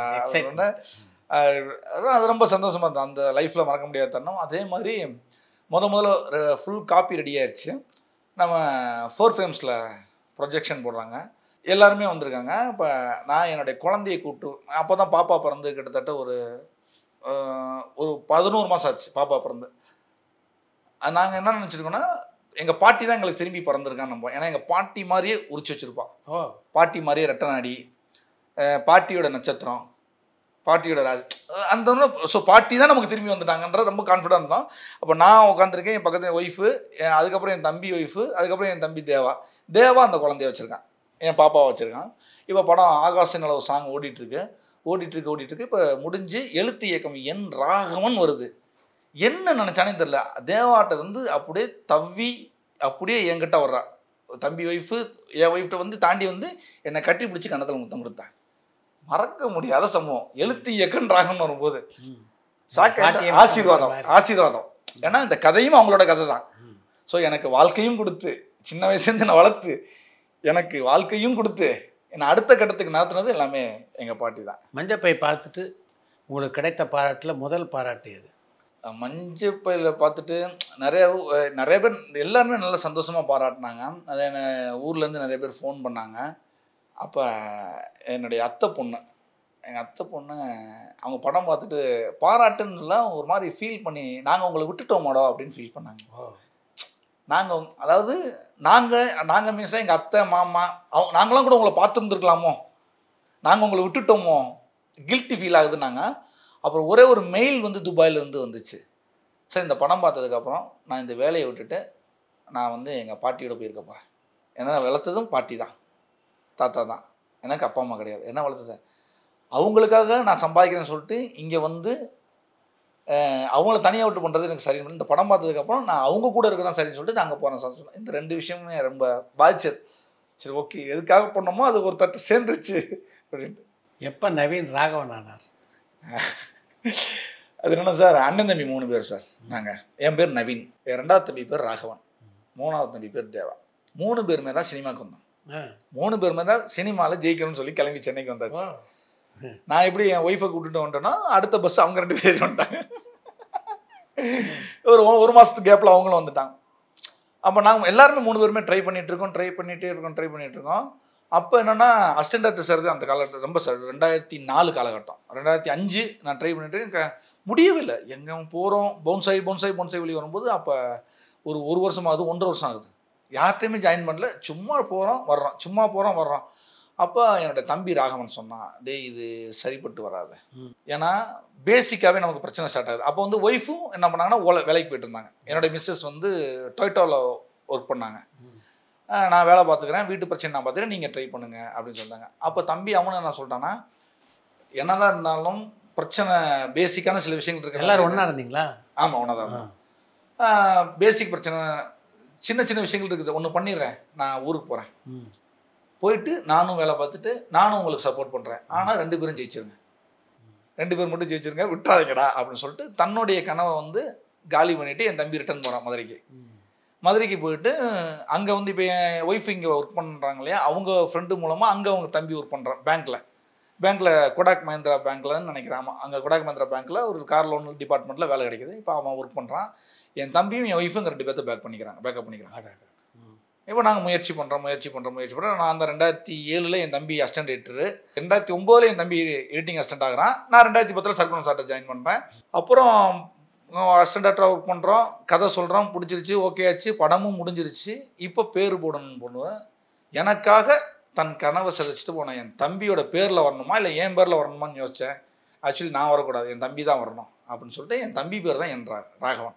அதை தான் நான் என் ராகவன் வச்சுருக்கேன். உங்களுடைய 2வது படம் உங்களுடைய முதல் படத்துலேருந்து முற்றிலும் மாறுபட்டது.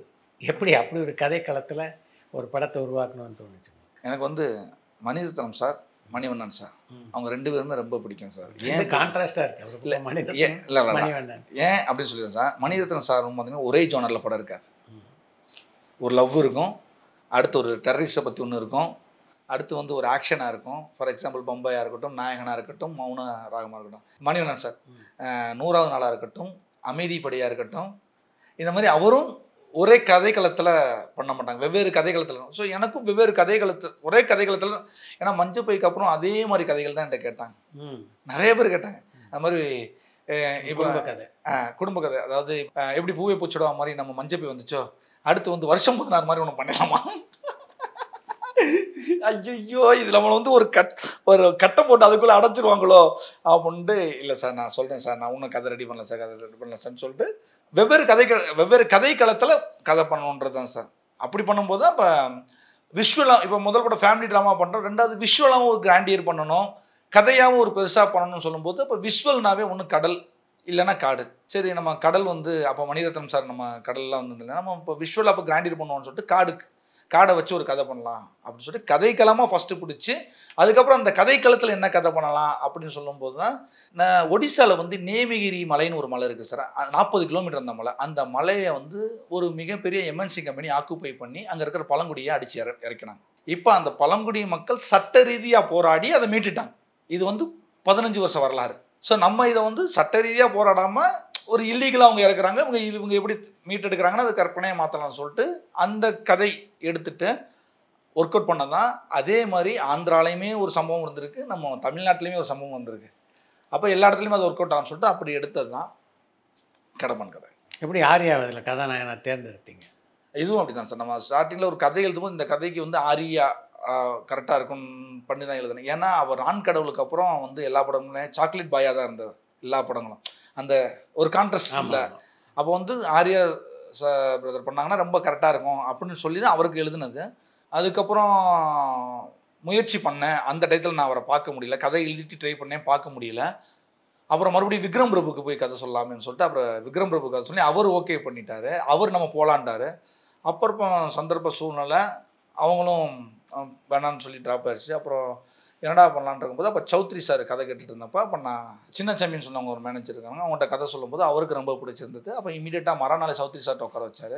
சௌத்ரி சார் கேட்ட உடனே நீங்கள் நாளைக்கு போய் ஆரியாட்ட போய் கதை சொல்லிட்டு வந்தாங்கன்னா எனக்கு ஷாக்காக இருந்தது. ஏன்னா நம்ம ஒன்று நினச்சி எழுதுனது இது, நான் மறுபடியும் அதையே வந்து நிற்கிதுன்னு சொல்லும்போது அப்புறம் மறுநாள் இதெல்லாமே அடுத்தடுத்து நடந்தது.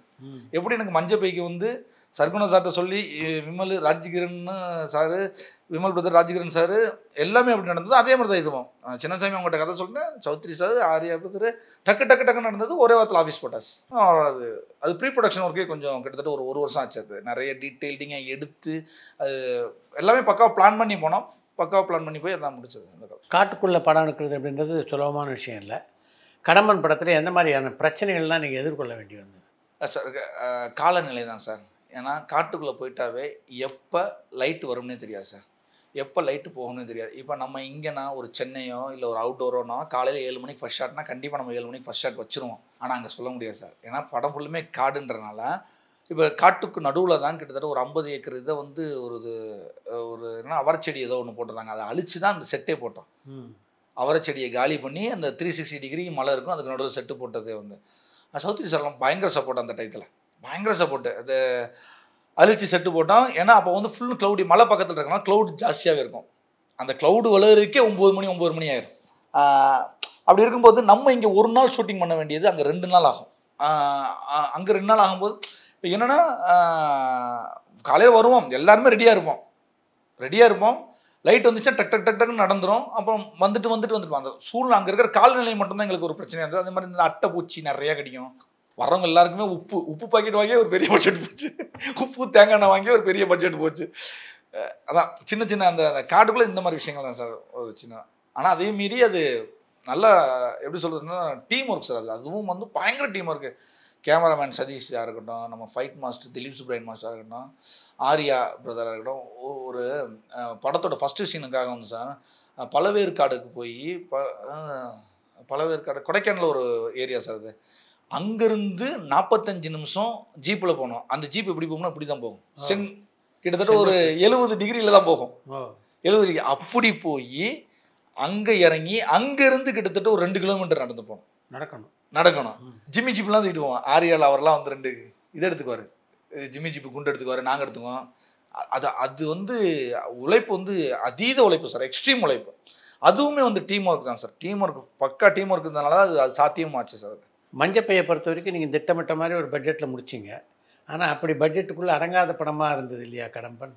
கண்டிப்பாக சார். அதான் சொல்லுங்கள் சார், நம்ம வந்து நேச்சர் சார். இது வந்து நம்ம இன்டோர்லையோ நம்ம இங்கே அவுட்டோர்லேயோ பண்ணும்போது எல்லாமே நம்ம கண்ட்ரோலில் இருக்கும். நம்ம ஃபாரஸ்ட்டுன்னு போயிட்டோம்னா அவங்க ஃபாரஸ்ட்டோட கண்ட்ரோலில் தான் நம்ம இருப்போம். எது எப்போ நடக்குன்னு தெரியாது சார். திடீர் ஒன்றும் இல்லை சார். நான் வந்து அந்த கதையை வந்து நான் ஸ்டார்டிங்கில் 80 நாள் 75 நாள்லேருந்து 80 நாள் சொல்லியிருந்தேன் சார். 10 நாள் கண்டினியூஸ் மழை, 10 நாள் மழை. நான் 10 நாள் ஷூட்டிங்கே பண்ணல, ஏன்னா ஃபாரஸ்ட்டுக்குள்ள ஒன்றுமே பண்ண முடியாது. 10 நாள் மழை, ஒரு ஷாட் எடுக்கல, சிங்கிள் ஷாட் எடுக்கல. தாய்லாந்துக்கு போனோம், தாய்லாந்தில் மழை, உட்காந்துருந்தோம், எதுவுமே பண்ணல. ஸோ அது நேச்சர். முன்னாடி வந்து நம்ம எதுவுமே பண்ண முடியல சார். ஒரு பட்ஜெட் சொல்லியிருந்தேன், பட் அந்த பட்ஜெட் பக்கத்தில் ஒரு 10% 20% நெருக்கி தான் முடிச்சோம். அதை ரொம்ப தாண்டலை சார். சொன்ன பட்ஜெட்லேருந்து ஒரு 10% எக்ஸ்ட்ரா தான் வந்துச்சு. பட்ஜெட் அதிகமாகும் போது நேச்சுரலாக தயாரிப்பாளருக்கு உங்களுக்கும் பிரச்சனை வரும். அது மாதிரி உங்களுக்கு பிரச்சனை வந்து தான்? தயாரிப்பாளருக்கு எனக்கும் பிரச்சனை, சௌத்ரி சாருக்கு எனக்கும் பிரச்சனை வரல சார். பட் ஊடால இருக்கிறவங்க ரொம்ப மிஸ் அண்டர்ஸ்டாண்டிங் கிரியேட் பண்ணி விட்டாங்க. அதாவது ஒன்று இருக்குல்ல சார், நம்ம எப்போவுமே சார் வந்து எதாக இருந்தாலும் நேரடியாகவே கூப்பிட்டு பேசிடுவார். சௌத்ரி சார் எத்தையுமே டேரிங்காக பேசுவார். என்ன தம்பி இது சரியில்லை தம்பி, டேரிங்காக. அது என்னன்னா உள்ளே போய் ஒரு சின்ன பாலிடிக்ஸ் நடக்கும்போது அந்த கேப் அதிகமாகிட்டே இருந்துச்சு. கேப் அதிகமாகிட்டு இருந்துச்சு. ஒரு கட்டத்தில் கேப் அப்படியே நின்றுச்சு, அதிகமாகவே நின்றுச்சு. இது மூலமாக நான் கேட்டுக்கிறேன், நான் சௌத்ரி சார்ட்ட நான் சாரி கூட நான் கேட்டுக்கிறேன். ஏன்னா அவர் மிகப்பெரிய ஜாம்பவான். அவர்கிட்ட நம்ம நேரடியாக சில விஷயங்கள்லாம் பேச முடியலை. அந்த அளவுக்கு ஒரு மிகப்பெரிய கேப் விழுந்துச்சு. பட் என்னைக்காவது ஒரு நாள் கிடைக்கும் போது சார்ட்ட சொல்லுவேன். பட் இது மூலமாக உங்கள் மூலமாக நான் சார்ட்ட சாரியும் கேட்டுக்கிறேன். Sorry sir. அதுக்கப்புறம் பேச முடியல, அவர்கிட்ட பேச முடியல, சார்ட்ட பேச முடியல. அதுக்கப்புறம் எனக்கு ஃபுல் அண்ட் ஃபுல்லாக ஆரியா தான் சப்போர்ட் பண்ணார், ஃபுல் அண்ட் ஃபுல்லாக. ஆனால் அவர் ஸ்பாட்டில் இருந்தனால என்ன நடந்துச்சுன்னு தெரியும், என்ன நடந்துச்சு என்ன நடக்குதுன்னு தெரியும். அதனால அவர் சொல்லுவார், அவரும் அடிக்கடி ஒரே வார்த்தை சொல்லுவார், ராகவன் உழைக்கிறது மட்டும்தான் நம்ம வேலை, மற்ற இது நினைப்பாங்களோ அது நினைப்பாங்களோ நம்ம மைண்ட்லேயே ஏற்றக்கூடாது. நான் டக்குன்னு எனக்கு எப்படின்னா சார், ஐயோ யாராவது தப்பாக நினச்சிவாங்களா இப்படி யோசிக்க ஆரம்பிச்சிடும் சார். நமக்கு இது நம்ம அது மாற்றணும்னு நினைக்காம முடிய மாட்டேங்குது. திடீர்னு ஒன்று, ஐயோ இதுதான் அவங்க இப்படி நினச்சிட்டாங்கன்னா, நம்ம பண்ணவே இல்லையே, பண்ணாத விஷயத்த அவங்க சொல்கிறாங்களே இப்படி. அப்போ சொல்லுவார், நம்ம இதுக்கு பதில் சொல்லிக்கிட்டே இருந்தோம்னா நம்ம சினிமா பண்ண முடியாது ராகவன். நான் அந்த படத்தில் நிறைய பதில் சொல்லி தான் அந்த படத்தில் நான் நினச்ச விஷயத்தை எடுக்காமல் விட்டேன். நான் அந்த படத்தில் பண்ண மிகப்பெரிய தப்பு, ஒவ்வொரு விஷயத்துக்கும் நான் ஆன்சர் பண்ணி நான் ஒரு கதை எடுத்திருந்தேன்ல சார், அந்த கதையை நான் எடுக்கலை. ஏன்னா எனக்கு அவங்க கூட பேசுறதுக்குமே வாதம் பண்ணுறதுக்கு விவாதம் பண்ணுறதுக்கே டைம் போயிடுச்சு. ரொம்ப சப்போர்ட் ஆரியா பிரதர். அந்த படத்தில் முழுக்க பெரிய சப்போர்ட் ஆரியா பிரதர். சொல்லுவார், விடுங்க பிரதர் நம்ம உழைப்போம், அதேமாரி உழைச்சிருக்கோம்ல, இன்ஷால்லா கடவுள் பார்த்துக்குவார். அப்படி அந்த படத்துக்கு பக்கபலமாக இந்த ஆரியா படத்தை பார்த்துட்டு என்ன சொன்னார்? ரொம்ப சந்தோஷப்பட்டார். ரொம்ப சந்தோஷப்பட்டார். நான் ஒவ்வொரு சீன் எடிட் பண்ணும்போது உடனே காமிச்சிடுவேன் நான். ஒரு சார் பிரதர் எடிட்டிங் ஆஃபீஸ் வாங்க அப்படின்னு சொல்லிட்டு, அப்போ வந்து சவுத்தி சார் கீழே தான் நம்ம ஆஃபீஸ் கீழே தான் நம்ம எடிட்டிங் ஆஃபீஸும் போட்டுருவோம். வரும்போதெல்லாம் காமிச்சிடுவேன் நான். சூப்பராக இருக்கு பிரதர், சூப்பராக இருக்கு பிரதர். ரொம்ப ரொம்ப சந்தோஷப்பட்டார். ஃபுல் படம் பார்த்துட்டு ரொம்ப ஹாப்பி. நம்ம என்ன சொன்னோமோ, நம்ம என்ன விசுவலேஷன் பண்ணோமோ அது வந்துட்டோம். ரொம்ப படம் பார்த்துட்டு ரொம்ப சந்தோஷப்பட்டு பயங்கரமாக எப்படி சொல்லணும் சார், என்ன ஒரு வார்த்தை சொன்னார் சார், ரொம்ப நல்லா பண்ணியிருக்கோம். நம்ம என்ன நினச்சோமோ அதை அப்படியே விஷுவலாக கொண்டு வந்துட்டோம். நடந்துருச்சு. இதுக்கப்புறம் மக்கள் தான் பார்த்துக்கோம் அப்படின்னு சொன்னார். ரொம்ப சந்தோஷப்பட்டாங்க படம் பார்த்துட்டு. ஏன் மக்கள் அந்த படத்தை ஏற்றுக்கல அப்படின்னு நீங்கள் நினைக்கிறீங்க? நான் அதை கதையே பண்ணலையே. ஆக்சுவலி நான் கதைன்னு நினச்சி ஒன்று பண்ணேன்ல, அது கதை இல்லை. அதுதான் நான் ரெண்டாவது சார் அதுதான் சொல்கிறேன். எனக்கு மஞ்சப்பையில் எவ்வளோ பாசிட்டிவ் எனர்ஜி இருந்துச்சோ, பாசிட்டிவ் எனர்ஜி எனக்கு சுற்றி எல்லாமே பாசிட்டிவ் எனர்ஜி. படப்பிடிப்பப்போ எனக்கு எங்கேயுமே யாருமே எதுவுமே எனக்கு கேட்க மாட்டாங்க. யாருமே எதுவுமே கேட்டதில்லை.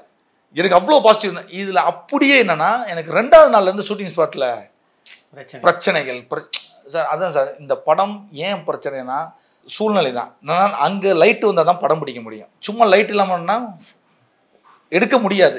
ஏன் இருக்கீங்கன்னு கேட்பாங்க, ஏன் நிற்கிறீங்கன்னு கேட்பாங்க. இதுக்கு நான் என்ன பதில் சொல்கிறதுனே எனக்கு தெரியாது. ஏன் நிற்கிறீங்கன்னா லைட் இருந்தால் தான் நிற்கும்.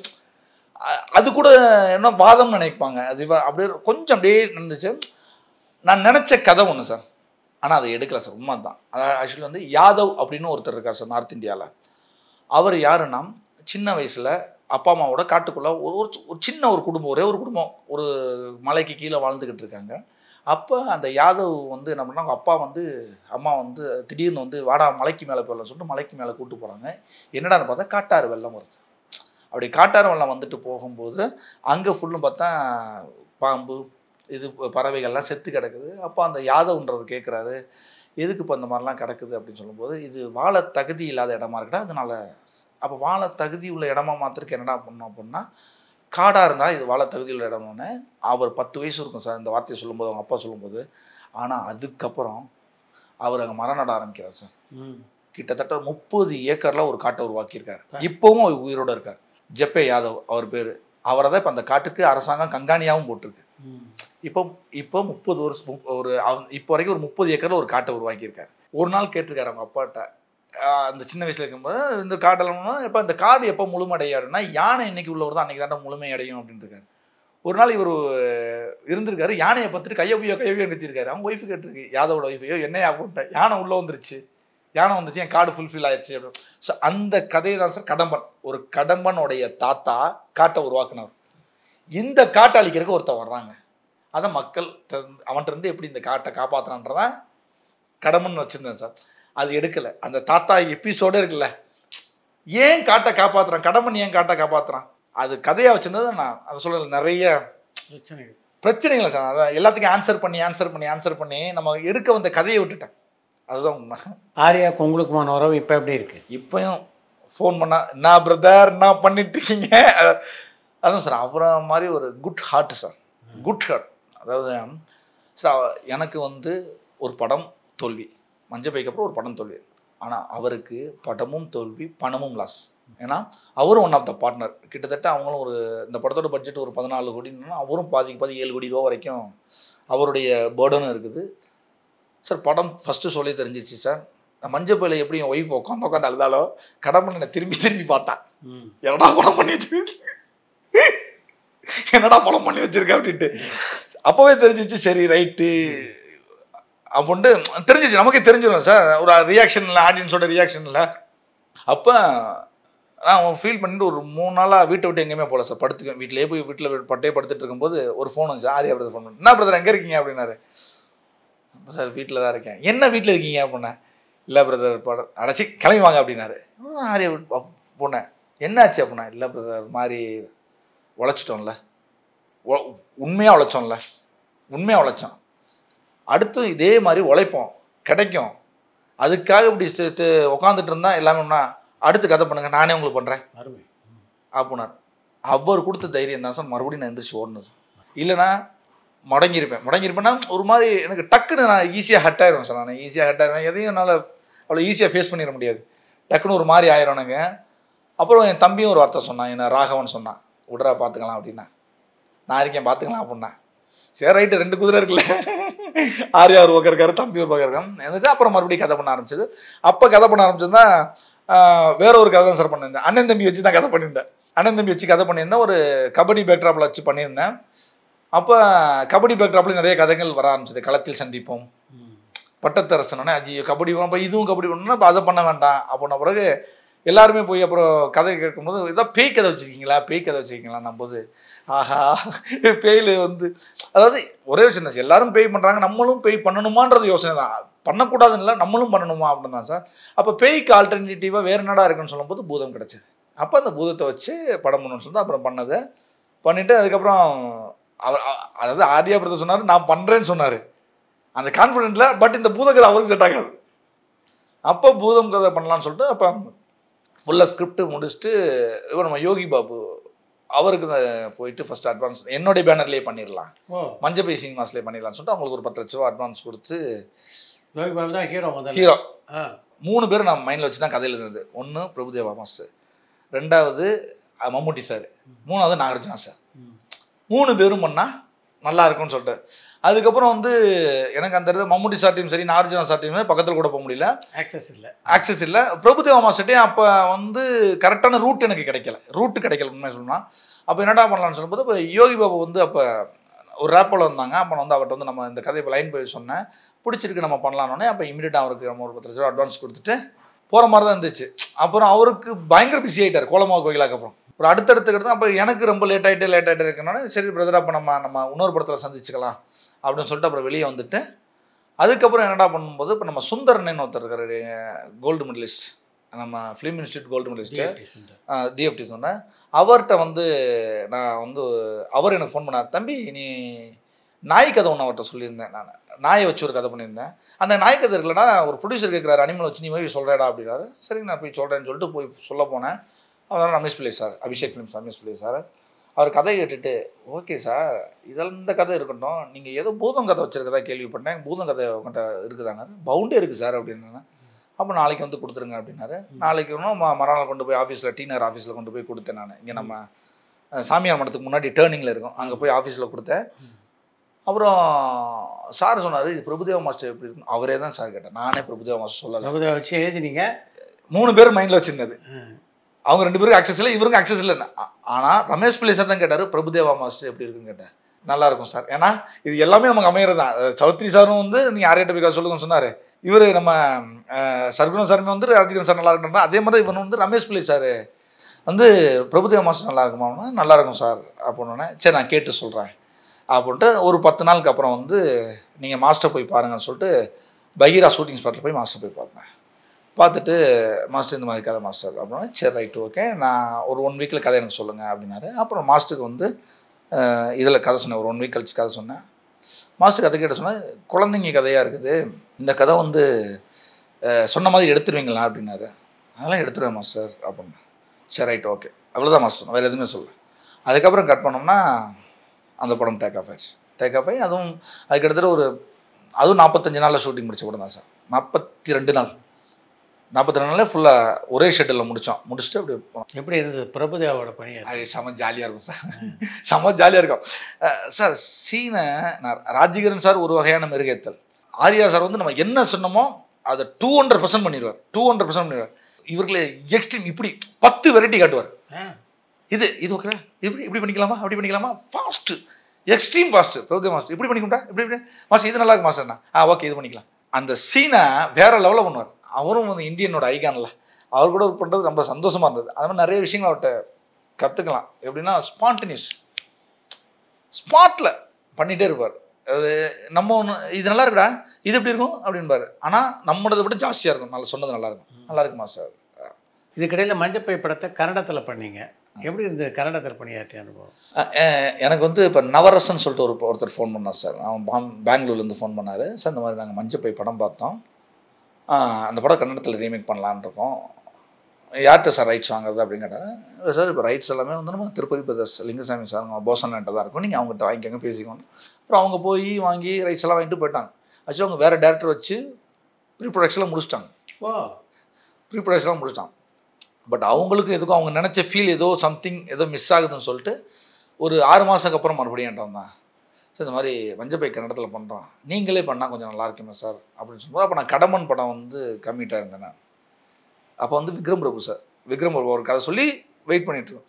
அப்போ இல்லை சார் இப்போ இது கடம்பனும் கம்மிட்டாக இருக்குது, இப்போ அங்கே அக்ரிமெண்ட் போட்டிருக்கு, இப்போ வந்தோம்னா நான் சிங் ஆகும் சார் அப்படின்னு சொல்லும்போது, இல்லை சார் நீங்கள் வர்றதை நீங்கள் எப்போ வரீங்க சொல்லுங்கள், அது வரைக்கும் வெயிட் பண்ணுறோம் அப்படின்னா. அப்புறம் சரி ரைட்டு அப்படின்னு சொல்லுது.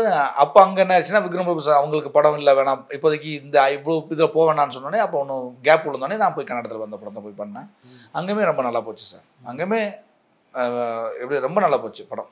அங்கே வந்து ரங்கைனா ரகு சார் பண்ணியிருந்தார், அப்படியே ராஜகிரண் சார் மாதிரியே டிட்டவாக இருப்பார். அவர் ஒரு இடத்துல நான் ராஜகிரண் சார் பண்ண மாதிரியே அதெல்லாம் செஞ்சுருவேன், தம்பி அவரை மாதிரி பண்ணுவார் தம்பி, நான் என்ன மாதிரி நல்லா தம்பி பண்ணுவேன் ஒரு கட்ட. அப்புறமே அவ்வளோ டெடிக்கேட்டு தம்பி அவங்கவுங்களுக்கு ஒன்று வரும் தம்பி, என்ன நீ ஒன்று பண்ண விடு தம்பி நீ. இல்லை சார் நான் ராஜகிரண் சாரே எங்கள் பாட்டியை இன்ஜெக்ட் பண்ணியிருந்தேன் சார், என் பாட்டி தான் சார், என் பாட்டி தான். ஆமாம் தம்பி, அந்த பாட்டியை உள்வாங்கி தான் ராஜகிரண் சார் அவர் ஸ்டைலில் பண்ணார், உன் பாட்டியை உள்வாங்கி என் ஸ்டைலில் பண்ண விடு, நீ தான் வெளியே வர்ற எனக்கு அப்படின்னாரு. அப்புறம் அதுக்கப்புறம் இல்லை சார் சரிங்க சார் சொல்லிட்டு, அதுக்கப்புறம் அந்த இதை மட்டும் மேலோட்ட சொல்லிட்டு அவரும் பயங்கர சப்போர்ட் எனக்கு. ரங்கைனா ரகு சாரும் சரி, ரவி ஹீரோ அவர் தான் ப்ரொடியூசர் அந்த படத்துக்கு, அவரும் ரொம்ப சப்போர்ட். நல்லா போச்சு படம். அங்கே கடம்பன் ஷூட்டிங் அப்போ படம் ரிலீஸ் ஆச்சாங்க. அப்போ வந்து கொடைக்கானல் இருந்தேன், போயிட்டு அந்த ஒரு நாள் போயிட்டு அங்கே பெங்களூர் போயிட்டு எல்லா ஃபங்க்ஷன்லாம் அட்டன் பண்ணிட்டு ரிலீஸ் எல்லாம் பார்த்துட்டு அதுக்கப்புறம் கிளம்பி. அடுத்து என்ன பண்ணுற முயற்சி இருக்கீங்க? இப்போவும் கதை எழுதிட்டு இருக்கு சார். இப்போ அதான் முடிஞ்சு கதை முடிச்சுட்டு இப்போ ஹீரோஸ்க்கு ட்ரை பண்ணிட்டு இருக்கோம் சார். ஒரு கூடிய சீக்கிரத்தில் ஒரு நல்ல நியூஸ் வரும். ஒரு பெரிய பேனர் ஓகே பண்ணி வச்சுருக்கோம், ஹீரோஸ்க்கு சொல்லியிருக்கோம். பட் இன்னும் அது ஃபைனலாக இன்னும் ஒரு கரெக்டான இது வரல, கூடிய சீக்கிரத்தில் ஆயிரும் சார். இப்போ நீங்கள் எழுதியிருக்க கதை உங்கள் நண்பரான ஆர்யாவுக்கு பொருந்தாதா?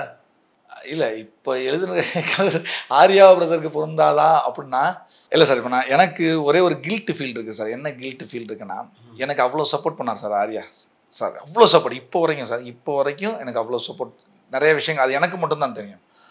அவ்வளோ சப்போர்ட் பண்ணுறவருக்கு நான் அவருக்கு வெற்றி கொடுத்துருக்கணும். அவருக்கு வந்து நான் வெற்றி கொடுக்கல, தோல்வியை மட்டும்தான் கொடுத்துருக்கேன். இப்போ நானும் ஒரு மிகப்பெரிய வெற்றியை கொடுத்துட்டு அதுக்கப்புறம் போய் நிற்கிறது தான் சரின்னு எனக்கு தோணுது. ஏன்னா எனக்கு எல்லா ஹெல்ப்பும் போகிறேன், எல்லா ஹெல்ப் இப்போ வரைக்கும் வந்து ஒரு படத்துக்கு ரிலீஸ்லேருந்து படத்தோட ஷூட்டிங்லேருந்து இப்போ வரைக்கும் ஒரு பலமாக கொடுக்குறது வரை எப்போவுமே என் கூட சப்போர்ட்டாக இருக்கிறவர் போயிட்டு மறுபடியும் போயிட்டு இல்லை நீங்கள் எனக்கு அப்படின்னா அது நல்லா இருக்காது. நான் மஞ்சப்பை மாதிரி இன்னொரு மிகப்பெரிய வெற்றியை கொடுத்துட்டு பிரதர் நான் உங்கள் கூட படம் பண்ணணும்னு சொன்னால் தான் அது சரியாக இருக்கும்னு நான் நினைக்கிறேன் சார். இன்றைக்கி இருக்கிற திரை சூழல் எப்படி இருக்குன்னு நினைக்கிறீங்க நீங்கள்? சார் ரொம்ப நல்லா இருக்குது சார். கதை நல்லா இருந்தால் ஓடும் சார். இது இப்போ ரொம்ப நல்லா இருக்குது சார். நல்லா இருக்கேன். முந்தைய விட இப்போ கதைக்கு ரொம்ப முக்கியத்துவம் கொடுக்க ஆரம்பிச்சிட்டாங்க சார். அந்த ஓடிடி பிளாட்ஃபார்ம் வந்ததுக்கப்புறமும் பிஸ்னஸ் வைஸாகவும் கொஞ்சம் பெருசாக இருக்குது. எல்லோரும் இப்போ ஒரு விஷயத்த சொன்ன உடனே அவங்களுக்கு புரியுது, இது கதை இருக்குது கதை இல்லைன்றத. முந்தி மாதிரி இல்லை, எப்போ மாதிரியுமே கதை இல்லைன்னா எப்போவுமே ஓடினது கிடையாது. இப்போ ரொம்ப ஸ்ட்ராங்காக பிலீவ் பண்ணுறாங்க சார், கதை இருந்தால் பெரிய லெவலில் அடிக்கலான்ட்டு. அதுக்கு சமீபத்திய உதாரணம் கேஜிஎஃப் சார். நம்ம எஸ்ஆர் வந்து நம்ம அதுக்கு முன்னாடி வரைக்கும் வந்து பெங்களூருக்கு வெளியே யாருக்குமே தெரியாது சார். ஆனால் கேஜிஎஃப்க்கு அப்புறம் பேன் இண்டியா சார் அவர். அடுத்த படம் பாகுபலி சார். அதாவது இது சார் அது பிரம்மாண்டத்துக்காக ஓடலை சார், அதில் அவ்வளோ அழுத்தமான கதை இருந்துச்சு. அழுத்தமான கதை. ஒரு அம்மா சொன்ன தன் வார்த்தைக்காக ஒருத்தன் எந்த உயரம் போகிறான்றதான் கேஜிஎஃப். தன் அம்மாவுடைய பேச்சை மீறாத ஒருத்தன் தன் ஒரு இடத்துல மீறான். ஏன் மீறான்? ரெண்டுமே அழுத்தமான கதை, அதுவும் ரெண்டுமே பேன் இண்டியா லெவலில் அடிச்சது. அதே மாதிரி நம்மதுலேயுமே விக்ரம் பெரிய லெவலில் அதில் பாருங்கள் சார், தன்னுடைய பேரன் வளர்ந்து வரும்போது இந்த சொசைட்டி சுத்தமாக இருக்குன்னு நினைக்கிற ஒரு தாத்தா, அவ்வளோ அழுத்தமான கதை சார். அது அப்படி இருக்கும். ஸோ இப்போ கதை இருந்துச்சுன்னா பெரிய லெவலில் அடிச்சிடலாம் சார். உங்களுடைய குருநாதரான சர்க்குணத்தோட தொடர்பில் இருக்கீங்களா? பேசுவோம் சார். கடம்பன் படம் பார்த்துட்டும் ஃபோன் பண்ணுவார், இது பார்த்துட்டு ஃபோன் பண்ணார், மைடியர் பந்தம் பார்த்துட்டு போனேன், நல்லா பண்ணியிருக்கடா, சூப்பராக பண்ணியிருக்கடா, வாழ்த்துக்கள்றா அப்படின்னாரு. இப்போ ரீசெண்டாக ஒரு மேரேஜில் ஃபங்க்ஷன் எப்போவுமே சர்க்குணம் சார்ட்டு எப்பவும் பேசிட்டு தான் இருக்கோம் சார். அது சர்க்குணம் சார்ட்டு இப்போ தான் பேசிகிட்டு இருக்கோம், ராஜகிரண் சார்ட்டும் பேசிகிட்டு இருக்கோம், விமல் சார்ட்டும் பேசிகிட்டு இருக்கோம். ஆர்யா பிரதர் ரொம்ப க்ளோஸு, ரொம்ப க்ளோஸு, இப்போ வரைக்கும் பேசிகிட்டு இருக்கோம். நேற்று கூட பேசுவாங்க. அதுக்கப்புறம் வந்து இவர் மாஸ்டருமே வாரத்துக்கு ஒரு தடவை பேசுகிறேன் மாஸ்டர்கிட்ட. எல்லார்ட்டையுமே நல்ல ஒரு உறவு இருக்குது சார். நீங்கள் பணியாற்றிய இசையமைப்பாளர்களை பற்றி சொல்லுங்கள். Raghunandan sir first. அவர் மஞ்சப்பையோட மிகப்பெரிய பலமே வந்து ரகுநந்தன். அவருடைய இந்த படம் வந்து ரொம்ப பிடிக்கும் சார், நீர்ப்பறவையில் அதில் ஒரு பாட்டு ஒன்று வயலினில் பிச்சிருப்பார் சார், பரன்னா பயங்கர ஹிட்டு சார். அப்போ மஞ்சப்பை படம் எடுத்தாச்சு, நான் சாங்கே இல்லாமல் மாண்டேஜ் ஷூட் பண்ணிட்டேன். சாங்குக்கு ஷூட் பண்ணிட்டேன் மாண்டேஜ். பூவே பூச்சுடவா சாங்கை வச்சு தாத்தா பேர சாங்கை ஷூட் பண்ணிட்டேன். அந்த வச்சுட்டு அந்த அந்த தாத்தா பேர சாங்கை ஷூட் பண்ணிட்டேன். தாத்தாவோட சேட்டை சாங்குக்கு வந்து இதை வச்சு இந்த ரம்பம்பம் அந்த இதை வச்சு பண்ணிட்டேன். எல்லாத்துக்குமே சாங் மாண்டேஜஸ் அது மாண்டேஜஸ் நானே ஷூட் பண்ணிட்டேன். ஒரே ஒரு டான்ஸ் சாங்கு தான், அது மட்டும் ஷூட் பண்ணல. இப்போ லிங்குசாமி சார்கிட்ட வந்து சர்மன் சார் லிங்குசாமி சார்கிட்ட வந்து யார் மியூசிக் பண்ணாங்க சொல்லி நான் இமான் சொல்கிறேன். ஏன்னா இமான் சார் வந்து அப்போ பயங்கர பீக்கு. கும்கி பெரிய தொட்டதெல்லாம் ஹிட்டு. அப்போ நான் இமான் சார் போனாலாங்கன்னா அப்போ ஆனால் யுகபாரதி அண்ணனும் பயங்கர சப்போர்ட்டு. இந்த நேரத்தில் யுகபாரதி அண்ணன் மிகப்பெரிய நன்றி சொல்லணும். ஏன்னா யுகபாரதி அண்ணன் இல்லைன்னா மஞ்சள் ரிலீஸ் இருக்காரு. ஆமாம், அது அதில் ஒரு சில என்னன்னா ஒரு சின்ன ஒரு சம்பவம் நடந்தது. ஆக்சுவலி வந்து அதில் ஒரு எப்படி சொல்கிறதான்னு தெரில, சொல்கிறது கரெக்டாக தப்பான்னு கூட தெரில. அதில் ஒரு 10 நாள் ஷூட் அவுட் ஆஃப் ஃபோக்கஸ் ஆயிடுச்சு. அது 4 பர்ப்பு 2 பர்ப்புன்னு டெக்னிக்கலாக பேசுவாங்க. அதில் வந்து ஃபிலிம் வேறக்கூடன்றக்காண்டி ஒரு 2 பர்ப்பில் ஷூட் பண்ணோம். அது என்ன ஆச்சு, அவுட் ஆஃப் ஃபோக்கஸ் ஆயிடுச்சு. சேவ் பண்ணுறதுக்காக பண்ணோம், அது அவுட் ஆஃப் ஃபோக்கஸ் ஆயிடுச்சு. 10 நாள் அது எல்லாருமே வெக்ஸ் ஆகிட்டாங்க. அது ஒரு கட்டத்தில் எல்லாருமே கோபம் ஆகிட்டாங்க. ஆக்சுவலி நம்மனா நான் பண்ணல, டீமாக சேர்ந்து தான் பண்ணது. பட் அது ஆனால் ராஜ்கிரண் சார் அப்படி நடிச்சிருந்தாரு. அது ஒரு மாதிரி ஒரு டிஸ்டர்பன்ஸ் ஆயிடுச்சு, ஓரத்தில் வச்சிட்டாங்க ஒரு கட்டத்தில். அப்புறம் இவர் யுகபாரதி அண்ணன் தான் அந்த அவுட் ஆஃப் ஃபோக்கஸ் இருக்க ஃபுட்டேஜஸ் எல்லாத்தையும் பார்த்துட்டு அவர் கதையாகவும் பார்த்துட்டு யோ வேற லெவலில் இருக்குது, இதெல்லாம் யாரும் பார்க்க மாட்டாங்க. இன்னமும் பார்த்தீங்கன்னா மஞ்சப்பையில் 4-5 இடத்துல அவுட் ஆஃப் ஃபோக்கஸ் ஃபுட்டேஜ் இருக்கும். தெரியாது, அதெல்லாம் இருக்கும். அங்கங்கே ஒரு 4-5 சீனில் இருக்கும். அதை அப்படியே பயன்படுத்திட்டீங்கன்னா பயன்படுத்தினா வேற ஷூட் பண்ணோம், அதே சீனை ஷூட் பண்ணோம். பட் அதனுடைய இம்பாக்ட் இதில் இல்லை. அப்புறம் சரி யுகபாரதி சொல்லியிருக்காருல அதெல்லாம் யாரும் பார்க்க மாட்டான்னு சொல்லிட்டு அப்புறம் அதில் போனால் நான் யாருமே அது இப்போ வரைக்கும் நான் சொன்னாதான் தெரியுது. இப்போ போய் பார்த்தீங்கன்னா தெரியும். அந்த வீட்டில் முதல் சீனில் அந்த எள்ளு மிட்டாய் கொடுப்பாப்புல, அவங்க ஊர்லேருந்து கொண்டு வந்து எள்ளு மிட்டாய் கொடுப்பாப்புல, அது பார்த்தீங்கன்னா லைட் அப்லர் இருக்கும். அது யுகபாரதி சாப்பிட அப்போ இவர் இமான் சார் வந்து அப்போ லிங்குசாமி சார் சொன்னார் இமான் சார் பேசிடலான்னு சொல்லும்போது அப்போ பயங்கர யுகபாரதி அண்ணன் மூலமாக இமான் சார்கிட்ட பேசணும். அப்போ நிறைய பிஸி. அப்போ வந்து கேப் வேறு இருந்தது படம் ரிலீஸுக்கு. அதுக்குள்ளே முடிச்சாங்கன்னு என்ன பண்ணணும்னு சொல்லும்போது அப்போ யுவன் சங்கர் ராஜா அப்போ அஞ்சான் போயிட்டு இருக்குது. யுவன் சங்கர் ராஜா அப்படி இருக்கும் அப்படின்னு கேட்டாங்க. லிங்குசாமி சார் அவரும் சூப்பர் தான் சார் அப்படின்னு சொல்லி பேசி அது போயிட்டே இருக்கும்போது திடீர்னு பார்த்தா கோணக்கொண்டக்காரி அப்படின்னு சொல்லி ஒரு பாட்டு பயங்கர ஹிட்டு மதையான கூட்டத்தில். அப்போ அவர் போசனை ஃபோன் பண்ணி இந்த இவர் பார்த்து ரகுநந்தன் பாட்டு கேட்டிருக்கீங்களா? நான் பார்த்துருக்கேன் சார், நீர்ப்பறவை. இப்போ ஒரு பாட்டு பெரிய ஹிட்டு பாருங்கள் அப்படின்னா கோணக்கொண்டக்காரின்ற பாட்டுன்னா அவர் மியூசிக் எடுத்தோம்னா சார் நீர்ப்பறவையை சூப்பராக பண்ணியிருப்பாரு சார். நமக்கு அதே மாதிரி தானே ஒரு எமோஷனல் ட்ராமா தானே சார், கரெக்டாக இருக்கும் சார்னோடனே போய் இமீடியட்டாக ரகுநந்தன். அது எப்படி சொல்லுன்னா அவர்கிட்ட குழந்தை தான் அவர் குழந்தை பாட்டெல்லாம் போட்டுருவார். பாட்டெல்லாம் போட்டுட்டு நல்லா தானே அப்படிலாம் முகம் சுளிக்க மாட்டார், மாற்றிடுவார். அவர் ஒரு பாட்டு போடுவார். நான் கேட்டு நல்லா இருக்குன்னு இல்லை நான் வேற பாட்டு தரேன் பாரு அவரே தர சொல்லுவார். ஆக்சுவலி வந்து இந்த பாட்டு பார்த்து ஒன்று அதுக்கு முதல்ல போட்ட பாட்டு வேற பாட்டு நல்லா தான் இருந்துச்சு, நல்லா இருக்குன்னு என்ன ரெக்கார்டிங் பண்ணிட்டார். சாங் ரெக்கார்டிங் வாய்ஸ் ரெக்கார்ட்லாம் பண்ணிட்டாரு. அப்புறம் இல்லை வேண்டாம் அதை விட நான் ஒன்று தரேன் அப்போ அதை வைண்ட் அப் பண்ணிட்டு இந்த பார்த்து சாங் போட்டார். அது அவர் வந்து ஒரு ஆப்ஷன் நம்ம சாட்டிஸ்ஃபேக்ஷன் ஆகிற வரைக்கும் அவர் ஆப்ஷன் கொடுப்பாரு. அவருக்குமே திருப்தி இல்லைன்னா ஆப்ஷன் கொடுத்துட்டே இருப்பார். 2 பேருக்கும் திருப்தி ஆகணும், அவருக்கும் திருப்தி ஆகணும், நமக்கும் திருப்தி ஆகிற வரைக்கும் அவர் விட மாட்டார். அவரும் யுவன் சங்கர் ராஜா சார் நம்ம கேசட் கடையில் வேலை பார்த்ததுலேருந்து அவரை பார்த்து பிரமிச்சிருக்கோம். அப்போலாம் முதல் தடவை பார்த்தப்போ சொன்னேன் உங்களோட துள்ளுவது எல்லாமே கேசட் வந்து சார் முதல்ல ஒரு கேசட் வந்துச்சு. அப்போ வந்து நாங்கள் அடியை சொருகி வச்சுருப்போம். அந்த கேசட் வந்து ஒரு ப்ளூ கலர் ரேப்பரில் ஒரு 5 பேர் பைக்கில் வர மாதிரி இருக்கும். அப்படியே படம் ரிலீஸுக்கு அப்புறம் பார்த்தா அந்த ரேக்கு ஃபுல்லுமே துள்ளுவது எல்லாமே தான் அடிக்க வச்சுருந்தான். ஹெச்எம்இல அப்படின்னா அதுக்கப்புறம் காதல் கொண்டேன் எவ்வளோ ஹிட்டு சார். ரிஷியிலேருந்து பட் பீக்கெல்லாம் வந்து பார்த்தோம்னா காதல் கொண்டேன், தீனா அதெல்லாம் வரும்போது சார் நாங்கள் அப்படி பண்ணோன்னா அவரை ஓகே அப்புறம் முதல் பாட்டு அவர்கிட்ட காதல் பாட்டு தான் கம்போஸ் பண்ணோம். லவ் சாங்ஸ் ஒத்த பார்வையில் அந்த பாட்டு தான் பண்ணோம்.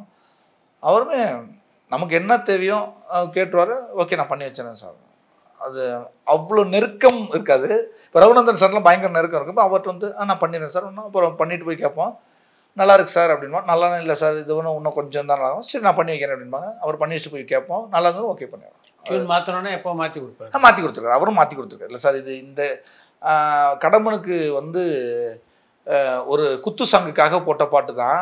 இல்லை சார் இது பீட்டு கம்மியாக இருக்குது, இதை நான் ஃபஸ்ட்டு சாங்காக யூஸ் பண்ணிக்கிறேன்னு சொல்லிட்டு வேறு சீக்வன்ஸுக்கு அந்த பாட்டை மாற்றிட்டேன். எனக்கு வேறு இதுக்கு இன்னும் பீட்டு வேணும்னு சொல்லிட்டு தான் அப்போ வந்து சாம கோடாங்கி அப்படின்ற ஒரு பாட்டு அவங்க பீட்டாக பண்ணி கொடுத்தாங்க. இமான் சார். இமான் சார் எப்படின்னா ஃப்ரெண்ட்லி. நீங்கள் என்ன வேணாலும் தைரியமாக பேசலாம். சார் வேணாம் சார், சார் மாற்றுங்க சார். அவரும் அப்படி தான் அதாவது சார் இந்த மாதிரிலாம் பாட்டு இதெல்லாமே சார் இந்த மாதிரி சொல்கிறோம்னா ஓகே மாற்றிடலாம் சார். நோ மாற்றிடலாம், உங்களெல்லாம் மாற்றினால தானே அவட்ட. அவரும் மைடியர் போதுக்கு கிட்டத்தட்ட 2 பாட்டு ரெக்கார்ட் பண்ணியிருக்காங்க.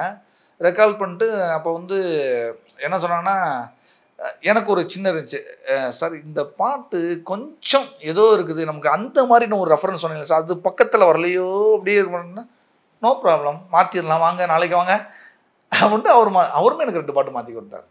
எல்லாருமே ஃப்ரெண்ட்லியாக இருக்கும். இது வரைக்கும் ரகுநந்தன் சாராக இருக்கட்டும், யுவன் சங்கர் ராஜா சாராக இருக்கட்டும், இமான் சாராக இருக்கட்டும், அவ்வளோ ஃப்ரெண்ட்லி. போன வாரம் கூட இமான் சார்கிட்ட பேசிகிட்டு இருந்தேன், சார் எப்படி சார் இருக்கீங்க, நல்லா இருக்கேன், நீங்கள் எப்படி இன்னும் பேசிட்டு. உங்களுடைய மானசீக குருவான பாலாஜி சக்திவேல் படத்தை பார்த்துட்டு என்ன சொன்னாங்க? முதல் படத்தை பார்த்துட்டு ஆக்சுவலி நான் லிங்குசாமி சார்கிட்ட போய் கதை சொன்னேன்.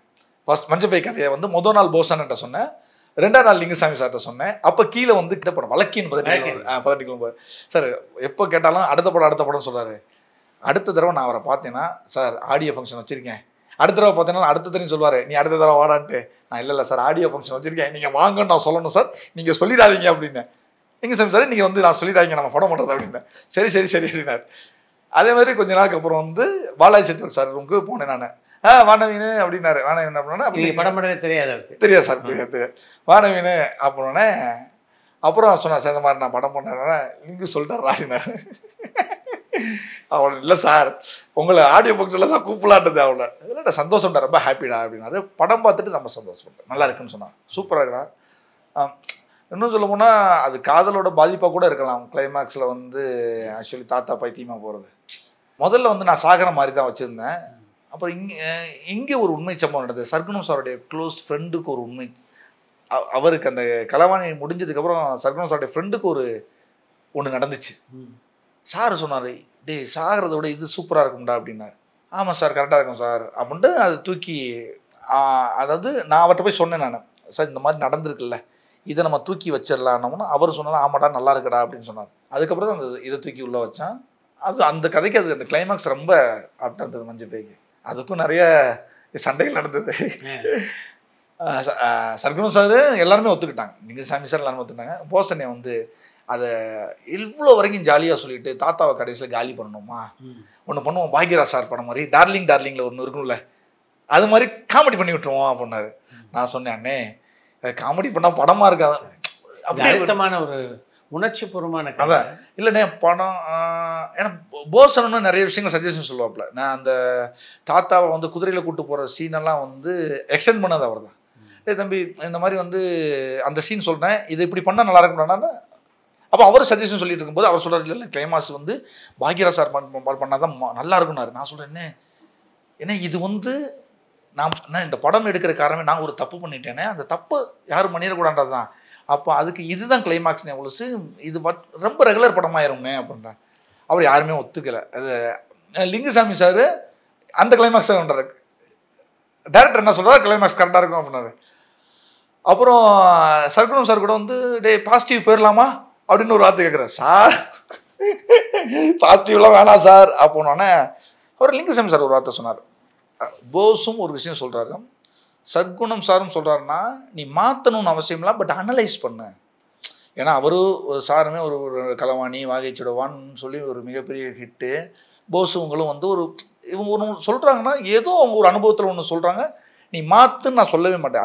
அது வந்து எப்போவுமே டேரக்டர் கால், பட் அதை அனலைஸ் பண்ணு பாரு அப்படின்னாரு. சரிங்க சார் அனலைஸ் பண்ணுறேன்னு சொல்லி அனலைஸ் பண்ணி சார் அதான் சார் கரெக்டாக இருக்கும் அப்படின்னு அனலைஸ் பண்ணி பார்த்தேன். சார் இந்த கிளைமாக்ஸ் தான் சார் கரெக்டாக இருக்கும் அப்படின்னே. அப்போ ராஜ்கிரண் சார் ஒரு தடவை வந்து லிங்குசாமி சார் அவங்க 2 பேர் பேசும்போது ராஜ்கிரண் சார் சொல்லியிருக்காரு. அப்போ இந்த கிளைமாக்ஸ் பேச்சுவார்த்தைக்கு போயிருக்கும்போது, தம்பி அந்த கதைக்கு அதுதான் தம்பி கிளைமாக்ஸ்ன்னு சொல்லி லிங்குசாமி சார் ராஜ்கிரண் சார் சொல்லியிருக்காரு. கட் பண்ண அடுத்து எனக்கு ஃபோன் வருது, ராகவன் இனிமேல் யாருமே உன்ட்ட கிளைமாக்ஸை பற்றி பேச மாட்டாங்க, அதான் கிளைமாக்ஸு, நீ ப்ரொசீட் பண்ணி போயிட்டு லிங்குசாமி சார் சொன்னேன். Thank you sir, thank you very much sir. Sargunam இயக்கிய படத்தில் ரொம்ப வித்தியாசமான படம் வாகேஷோடவா. அந்த படத்தில் பணியாற்றியது எப்படி இருக்கும் சார்? அது பயங்கர ஒர்க்கு சார். அது டீட்டெயிலிங் ஒர்க்கு. அதாவது அது காலகட்டத்தில் வந்து அதுக்கு இதுவே சொல்லுவாங்க, என்னமோ பத்திரம் சொல்லுவாங்க. அது கிட்டத்தட்ட 10 வருஷம் ஆச்சு சார் ஒர்க் பண்ணேன். வேலை வாங்குறதுக்குன்னு ஒரு பத்திரம் ஒன்று இருக்குது. ஒரு இடத்துல போய் வேலை பார்த்துட்டு அங்கே ஒரு பத்திரம் கொடுப்பாங்க, அதை வச்சு தான் வந்து இங்கே அது அந்த அளவுக்கு டீட்டெயில் எடுத்தாங்க. அங்கே அந்த படத்தில் வந்து சர்க்குணம் சார் வந்து கோ டைரக்டர் முருகதாஸ், நம்ம டோரா டைரக்டர் மணிமாறண்ணன், இவங்க 2 பேரோட ஒர்க்கும் பயங்கர ஒர்க்கு. இப்போ மணிமாறண்ணன் வந்து செட் ஒர்க்கு ஆர்ட் டிபார்ட்மெண்ட் வந்து அவர் தான் பார்த்துக்கிட்டாரு. ஒரு மரத்தையே பேத்து எடுத்துகிட்டு இருந்தாங்க, ஆலமரத்தை பேத்து கிட்டத்தட்ட ஒரு 4-5 கிலோமீட்டர் தள்ளி எட்டு வந்து அது பெரிய ஒர்க் சார். வாகைச்சுடா வந்து பிரமிப்பான ஒர்க்கு. அந்த அளவு மாதிரி டீட்டெயிலிங்கும் அவ்வளோ டீட்டெயில் சார். விஷுவல் அது வந்து வச்சாங்கன்னா ஆடியன்ஸுக்கு அது தெரியுமா தெரியாதான்னு கூட தெரியாது சார். ஆனால் சர்க்குணம் சார் வந்து அது அந்த டீட்டெயிலிங் இருக்கணும் பார், அது பற்றி அந்த டீட்டெயிலிங் இருக்கணும், இருந்தால் தான் அது அப்படின்ற அளவுக்கு சின்ன சின்ன டீட்டெயிலிங் கூட அவ்வளோ சர்க்குணம் சார் மெனக்கெடுவார். அவர்கிட்ட அதான் சொல்லுங்க சார், அவர்கிட்ட கற்றுக்கிட்டது வந்து மெனக்கெடலும் டீட்டெயிலிங் சார். அதே மாதிரி பேக்டாப்பில் ஒரு கதை சொல்லிக்கிட்டே இருப்பார். ஒரு அட்மாஸ்பியர்னா நீங்கள் போங்க ரைட்டில் போங்க லெஃப்டில் வாங்க பின்னாடி வாங்க அது சொல்ல மாட்டார். ஒரு பேக்ட்ராப்பில் ஒரு கதை சொல்லுவார். இப்போ பேக்ட்ராப்னா ஃபார் எக்ஸாம்பிள் என்னென்னா, இப்போ வந்து உரமூட்டை வாங்குறாங்கன்னா அந்த உரமூட்டைக்குள்ளே அங்கே ஒரு கதை நடந்துக்கிட்டு இருக்கும், இங்கே வேற ஒரு கதை நடந்துக்கிட்டு இருக்கும், இங்கே சீன் போயிட்டு இருக்கும், அதுக்கு பேக்ட்ராப்பில் ஒரு கதை போயிட்டு இருக்கும். அவர்கிட்டருந்து அந்த நிறைய விஷயங்கள் நான் கற்றுக்கிட்டது சார். சார் இல்லை விமல்வே திரை வாழ்க்கையிலே மிக முக்கியமான படம் அது. நான் சார் தான் கதை கேட்டு முடிச்சுன்னு அவரே சொன்னார் சார், இந்த படத்தில் அவர் தான் ஹீரோ, பட் நான் இதை நான் பண்ணுவேன், ஏன்னா ஹிட் லிஸ்ட்டில் இது ஒன்று அப்படின்ட்டு. நான் அவருமே வந்து சார் ரொம்ப பெருந்தன்மையாக சொன்னார். அது கதை கேட்டு முடிச்சோன்னே சொன்னார். அவரும் பாபி மாஸ்டர் தான் கேட்டாங்க, பாபி ஆண்டனி மாஸ்டர் வந்து நம்ம டான்ஸ் மாஸ்டர் தான் கேட்டுட்டு பாபி ஆண்டனி மாஸ்டர் சொன்னார், சூப்பராக இருக்கா கதை, பெருசாக அடிக்கண்டா அப்படின்னு. ரொம்ப நன்றி. தேங்க்யூ அனுபவத்தெல்லாம் ரசிகர்களோட பகிர்ந்து. Thank you sir. தேங்க்யூ. பரபரப்பான சினிமா செய்திகள், நட்சத்திரங்களின் பேட்டிகள், சினிமா வரலாறு ஆகியவற்றை பார்க்கவும் படிக்கவும் உங்களுக்கான இணையதளம் tourantalkies.co.